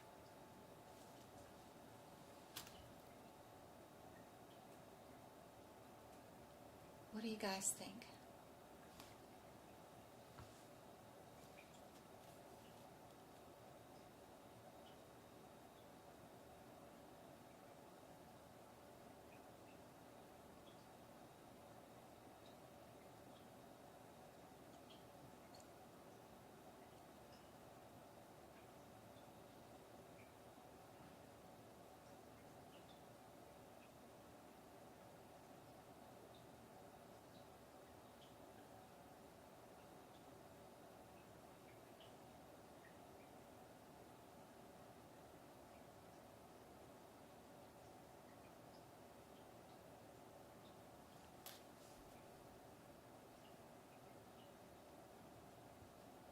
Another A? Another A?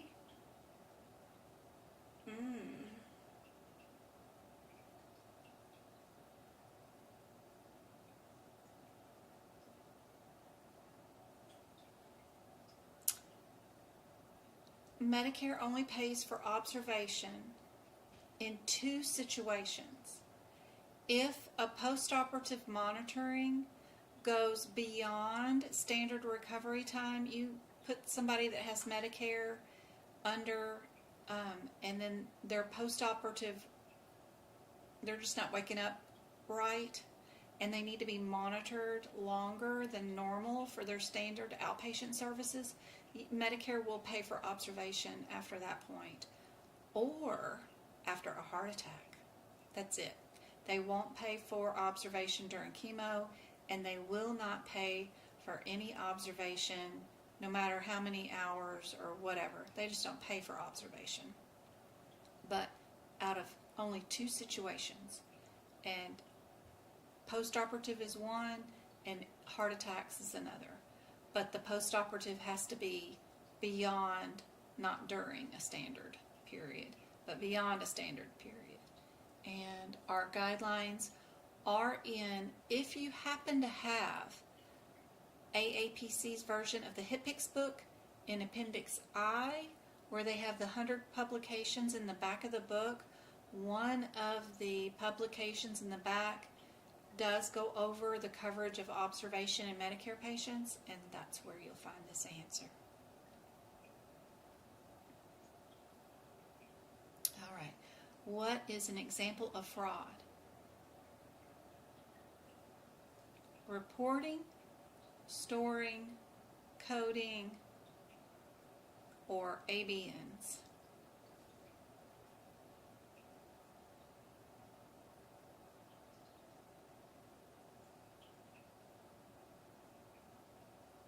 Thank you for the 8,000 taps on TikTok.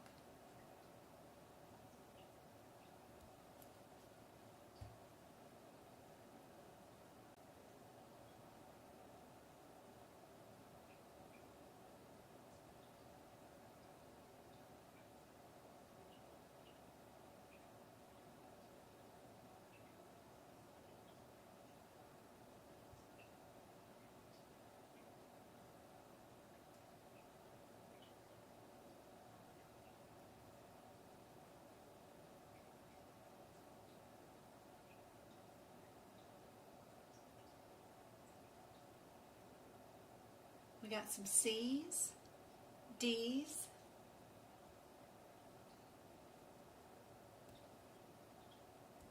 coding an intermediate closure whenever a simple closure was performed.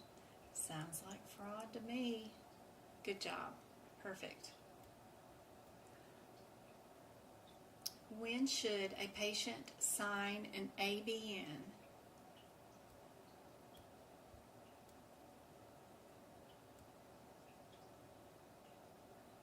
What do you guys think? Look for answers that look the same. They all look the same to me, but try to find your differences. Require emergency, something to do with Part B, prior, or covered under Medicare.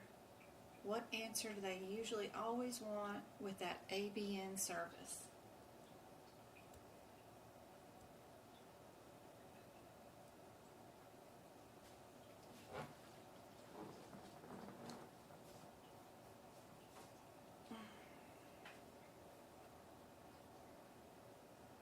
Thank you for the 38 likes on the YouTube video. That's awesome. Anybody have plans for the weekend? Anybody taking their exam anytime soon?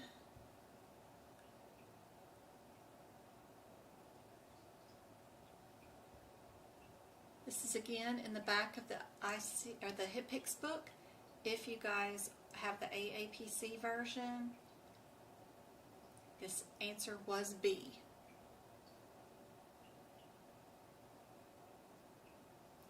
Are we in the ER? Are we just doing procedures? Are we in pediatric critical care? Or are we in the ER? Where is our patient? What is their status? And what did we do today?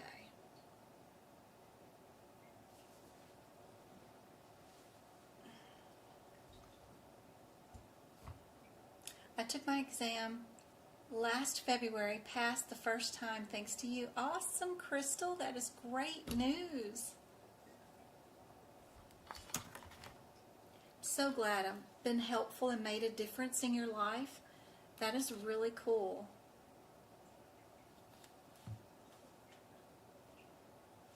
That's why I'm here.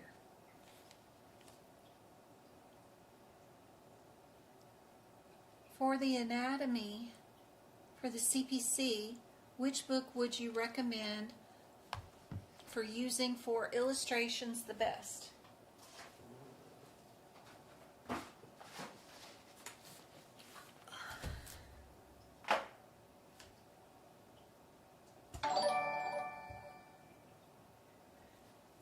Their version of the ICD-10 book is what I recommend for your anatomy. It has everything in it that you need for anatomy. It's where they get their anatomy questions from.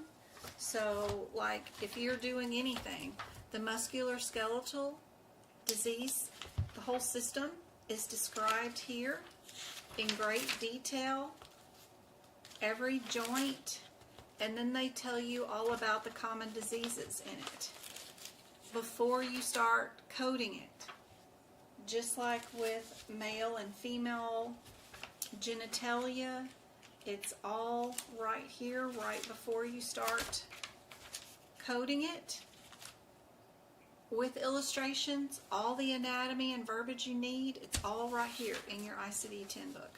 So, if you have the AAPC version of it. So, highly recommend their version just for anatomy if you need it, or my lives, because I tell you what vocabulary terms to do and know prior to your exam.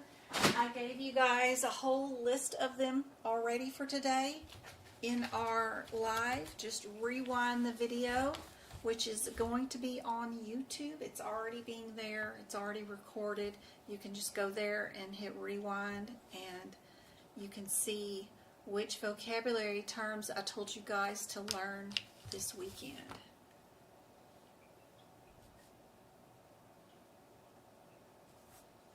Working claims with CMS website is great when you build CPT codes. Always tell the providers. Yep, awesome. I have free link on my website of free classes that you can take from CMS that are wonderful, and you get certifications from CMS if you do their free classes. So really cool website. What do you guys think is the answer? Yes, no giving up. No giving up. You're going to be taking your exam on February 27th. Awesome.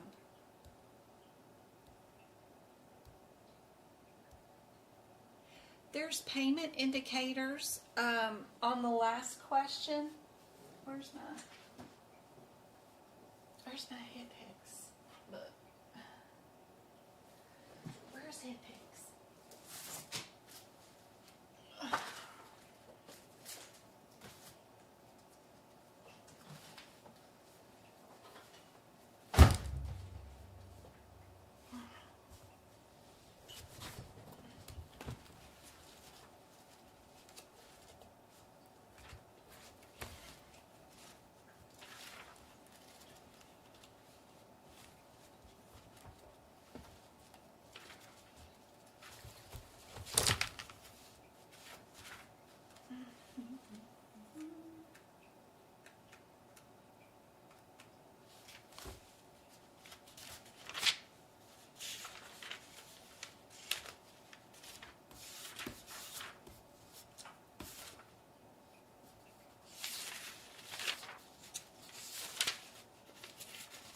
So she was asking about what are payment indicators. If you are in your HitPix book, you have Appendix D, which is place of service.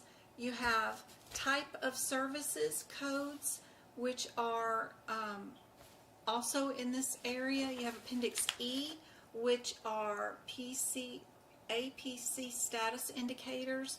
I think our N is listed right here under items and service packages, right there. And then they also have more payment indicators right here in Appendix F. It's more of the stuff that's used for other things. The NCCI indicators are right here in Appendix G. You know that you're looking for a 1 to allow certain modifiers to go through when that's happening. You also have Appendix G, which is your general coding policies, or H right there. And then you got your 100 publications in the last appendix, which is I. If you have a question on these, it's usually just one. But just knowing the parts of these books is super handy dandy, going through it, looking at every page, seeing what it does, what it doesn't do. Just knowing that there is an Appendix H in the HitPix and where to find it is handy. You know, you don't have to know a whole lot about it, but just knowing where to go find the information is handy. For this question, everybody get A? We are a 99285 for this one. Our level 5 ER visit matches up with, what did they say in our question? They even called it a level 5 service in our question. So if they put that verbiage in there, there's got to be a reason for it. Pick your level 5. Move on with your day. What about this one? Are we in the ER? Is this a new patient or is this an established patient? What's going on here?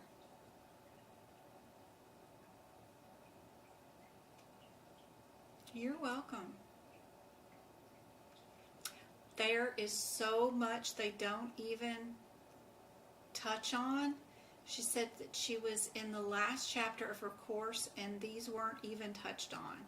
There's so much they don't tell you in the course that you need to just know one little thing about to pass the certification exam.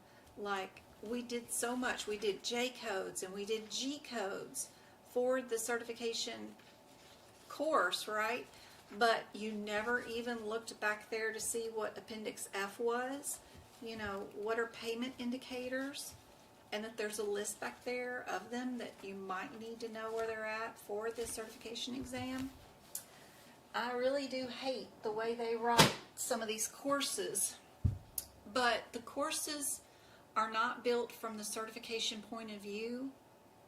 So that's my major problem with them, is I wish there was a course that had been developed from the certification exam point of view. That would be more helpful, because everything's going to change when you get into the real world and you start coding for a practice or a health plan or whatever. So why learn one thing that isn't helpful to pass another thing that isn't helpful in real life anyway? So I at least make the course from the exam point of view, and that would make things a lot easier. Anyway, I hope to fix that one of these days. Not me, a nurse, being confused about what these numbers are. Thinking these are some lab results. Aww. Hopefully, you know, one of these days when you get tired of being clinical and running up and down the hallways looking for lab results, you can join us over here in administration and do things like HEDIS measures and audit the physicians and make sure that patients all got their, you know, pap smears, mammograms, that they're not getting overutilization of antibiotics or x-rays, and you can audit the physicians and tell them what they're doing wrong with their patients. And you won't have to run up and down the hallways looking for lab results anymore. And usually the jobs where there's less physical labor means you get paid more. So when you work in administration and you're not running up and down the hallways, you're usually making more money, which is silly, right? Anyway, that's what we're doing. We're working in admin doing that. I am also completing a course and about to complete, and there's so many topics that they don't touch on that I've seen you talk about. Awesome, Melissa. I hope it helps out a whole bunch.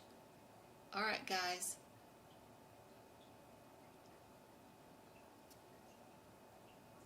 This one is answer D. We are just an established patient in a regular visit.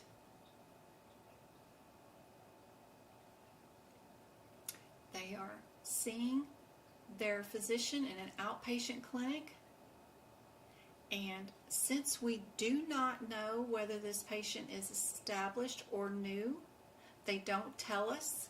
All they do is say that they are seeing their physician. The default is always established. It's in your CPT book in the guidelines that says if they don't tell you if a patient is new or established, you are to always bill established. So that's what they were checking on with this question, was to see if you knew what you would code for this patient.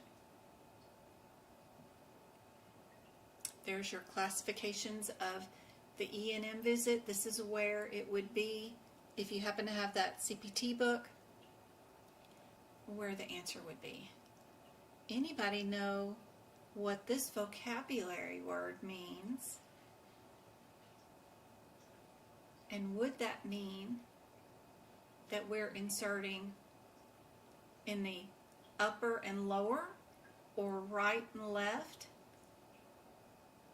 of the heart?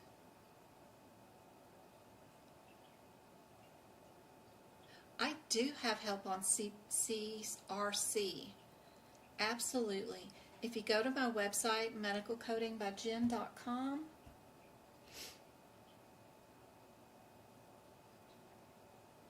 We were there a minute ago looking at that book.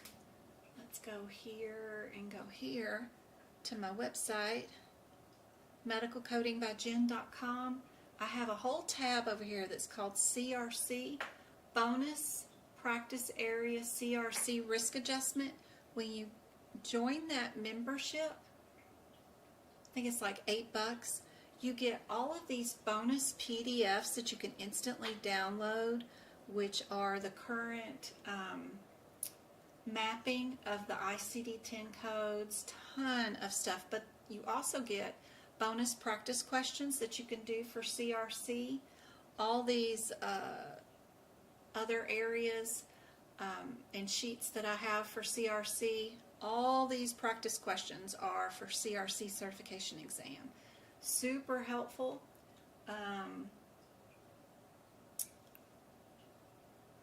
Tons of CRC notes like COPD and asthma. What would be your risk adjustment for that? How would a coding abstraction happen for a COPD and asthma patients? I have some sheets that dissect it down, which are super helpful, plus with all the practice exam questions. You just click on an answer and it'll tell you whether you're wrong or right with the rationale. When you get it right, it's green, so super cool. Tons of practice area.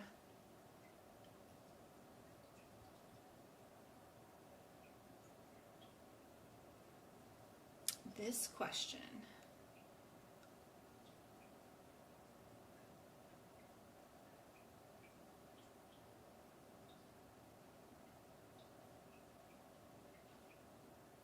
Got C's and D's. C is correct.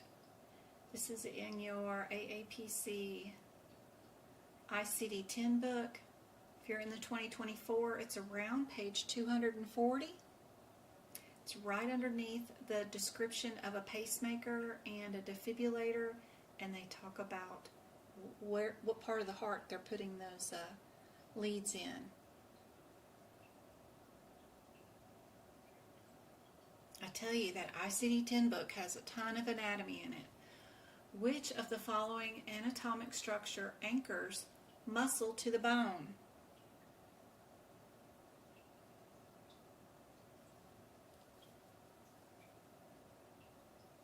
Tendons, ligaments, capillaries,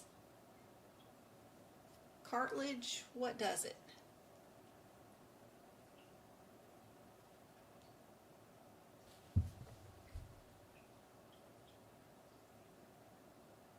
So far, I haven't heard of any, Brittany. Of the people that took the exam so far in the month of January, I haven't heard of any.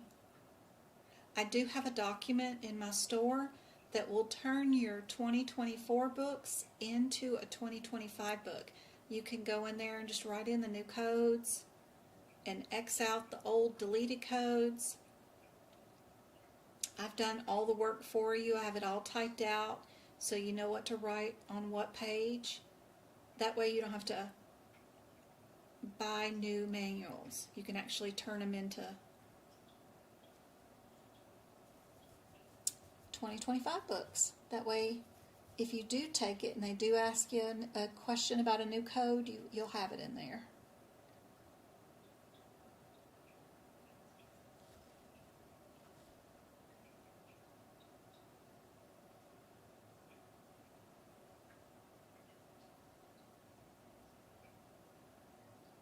Perfect.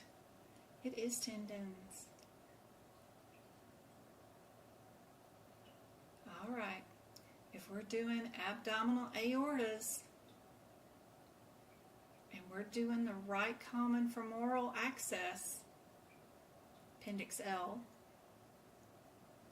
are we in the 3/6/200s or the 51 and 52?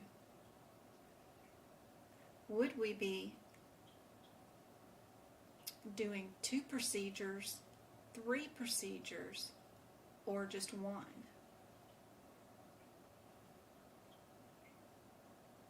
If we did a selective right renal angiography, with a selective catheterization. We included some images of that left renal artery.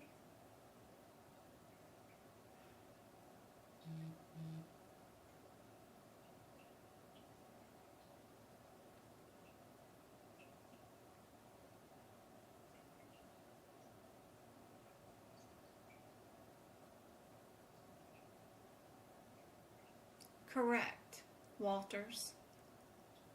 Yep. CRC is where you take your patients. You only need the ICD-10 book to do that certification. What you do is you take your population of patients that you've been assigned from Blue Cross Blue Shield. Let's say they gave you 20,000 patients to take care of. You take that population, you sort them by their diagnoses, and you want to know who your sickest population is, the ones who are going to end up in the ER more often. And you want to cut those costs by preventing them from going to the ER, by getting them services so that you can prevent them from going to the ER a bunch. You want to follow them much closer, make sure that they stay healthier than sicker, because they get expensive. So risk adjustment is just taking diagnosis codes and making sure that you have them coded out perfectly. So you don't want to just code everybody diabetes unspecified, right? What if they got foot pain? Then you want to make sure that you code them with neuropathy, right? So things like that. It's just making sure their diagnoses are perfect. Our healthcare system, as of January 1st of every single year, every single patient becomes completely 100% healthy again, except for their age. Yeah, that's the only thing that comes back to haunt them. So, you know, like your 20-year-old patient is super healthy compared to your 74-year-old patient. You get a little bit extra money because the 74-year-old patient is going to be more expensive. But everything else, if they were a diabetic and they lost their foot or arm, if they've had lung transplants, all that disappears as of January 1st every single year.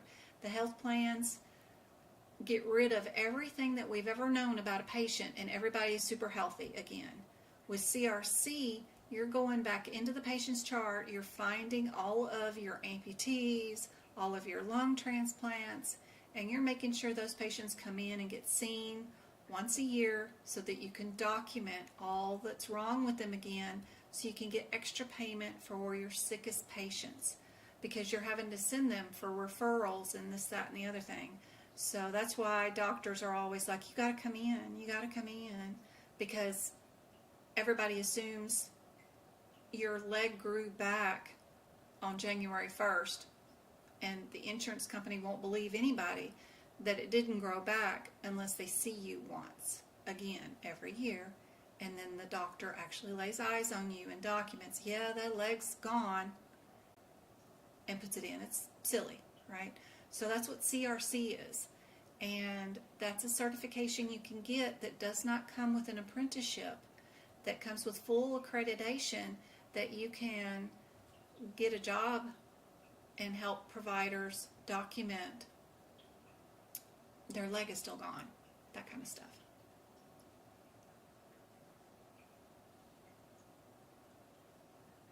I'm sure I explained that horribly. Management, that's right.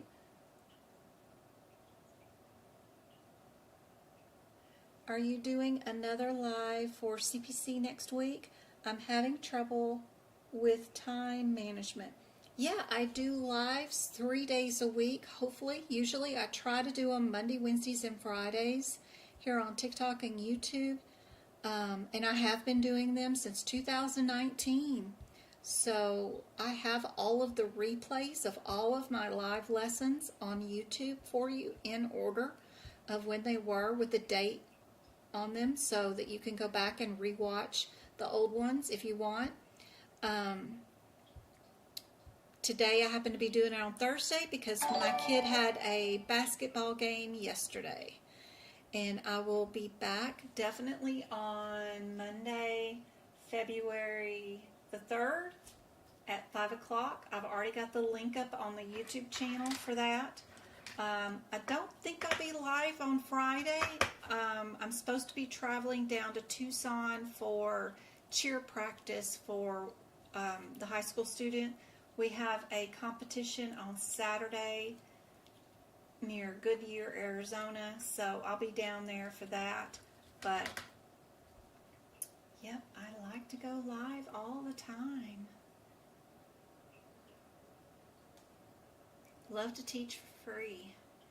I take my certification in early March. I made a 57 on the practice exam. What do you recommend? I recommend you do those practice exams all the time. Don't wait and do them 50 questions at a time once a month. You can do them one question at a time and hit grade. You don't have to sit there and do all 50. I want you to go back into those questions, and I want you to go find in the book why the wrong answers were wrong and what verbiage inside the question is different than what's inside the CPT code descriptors. I want you to learn how to look for parent and child codes if your answer is a child code. I want you to learn how to look for its parent to see what its differences are. I have a list of to-do items that are on my website at medicalcodingbyjen.com underneath the menu, underneath resources.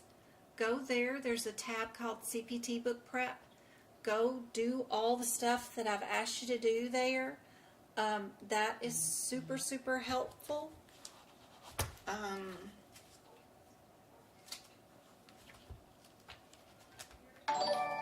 So if we were doing book prep for, where are we at? We're doing for cardiovascular like we were working today. If your code descriptor already includes radiology, we've got that underlined in blue.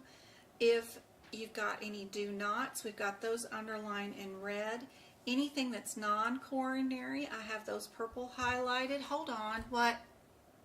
So he's coming with me tonight and tomorrow for the morning drop-offs, I guess he said. Or you can pick him up in the morning and take him to practice at 8 in the morning, whatever. Yeah, I guess he has everything. I don't know. I'm figuring it out right now. I just wanted to let you know. Okay, you'll have to send him in here and let me ask. All right, of course. And then we've got some of the procedures are intra and some of them are trans or intra. So are you intra or are you non-coronary or are you trans? Those are super helpful to know those differences. We also mark when a procedure is an artery or if we're in a vessel. Those are super helpful to know the differences. Is our procedure open or is it percutaneous? Hey, she can pick you up at 8 or 7:30 in the morning to take you practice it in the morning if you want to stay here tonight. It's just easier for me. It's up to you if you want to go there and then just stay there with Maddie and them and go to cheer at 8 in the morning. Yeah. Okay. Do you want me to pick you up at 10? Because she's working, right? So yeah. I could pick y'all up at 10. And at 5, I also have like a hair trim appointment just to get my edges cleaned up. To get a line up and like shave up the rest of the remaining of hair. Anyways, yeah. That seems ridiculous. So I'm going over. You can pick me and Maddie up at 10, and then take us back to her house, I think, or whatever. Whatever. And then hair appointment at 5, and then tomorrow after and Saturday. then Saturday, y'all are leaving at 5 in the morning or 6 in the morning for Goodyear. To go to school in the Goodyear, yeah. And I'll already be down there because I don't go 5 a.m. in the morning to go anywhere. No, I'm not a morning person. I'll drive down at Friday night. Another hair appointment? He's 5 just o'clock? getting, no, I They're just cleaning understand his what he's edges. doing, but you're spending more on hair. Skinny. he asked, It's needed with everything else that's going it's on. actually fine, I think. Hmm? I think it's fine right now. What do you think? I guess. Okay, I can cancel. Okay. All right, I can pick them up at 10 in the morning and bring them back home Thank you. because you're at work. Okay. I appreciate that greatly. Bye, guys. I love you. Well, stop the pack. Oh, all right. Well, let me get off this live, please. Love you guys.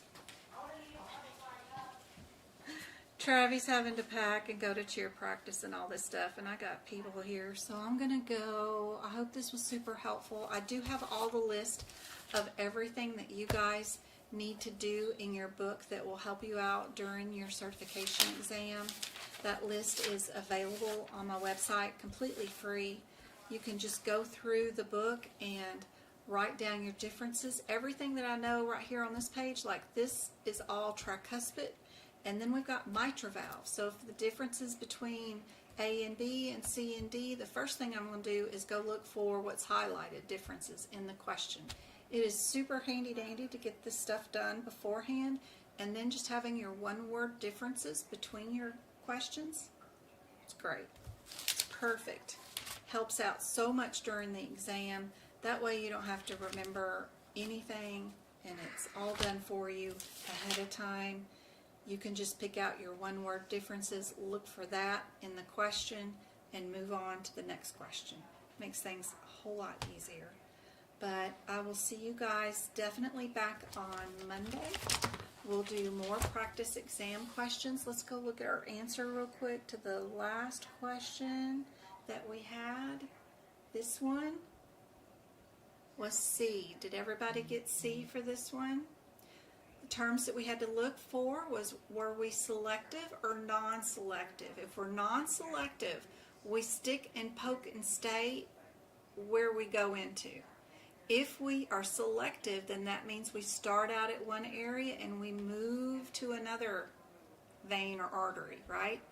So, are we selective? And then figure out which one we went into. That makes things a whole lot easier for these. But I gotta get Travis ready for this whole weekend thingamajiggy. He wants to ride the bus. They're leaving at 5 a.m. on Saturday morning. I'm like, I'll drive down on Friday night. That way I don't have to go anywhere at 5 a.m. in the morning.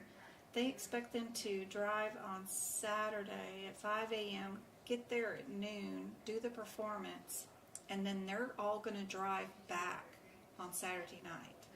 The same teachers that are driving them there, I won't let that happen with my kid. My kid is not getting on a bus after somebody's already been up for 15 hours to drive all the way back home. That's how accidents happen, and you lose a whole bus load of kids. So that's why we're staying down there on Saturday night, and then we'll drive back. We're not doing that. But the rest of the team is driving down. It's a 6-hour drive there, a 6-hour drive back, and the performance all in one day. Too much of a helicopter mom for that.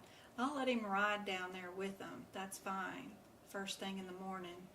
People are usually awake by then, but not at night. Not on a Saturday night. He ain't gonna do that. Anyway, love you guys. And I will see you guys definitely on Monday. If there's anything interesting, like I said, I will be in Goodyear on Friday night. Got plenty of time if anybody's in the Tucson, Goodyear area. If anybody wants to meet at Starbucks and get some help and advice, I'll be around the area if anybody needs help. I hope this was helpful. Thank you guys. I'll see you guys on Monday. If not, I'll be live on TikTok helping out. Hopefully I can catch up on some emails too while we're doing this. All right, guys.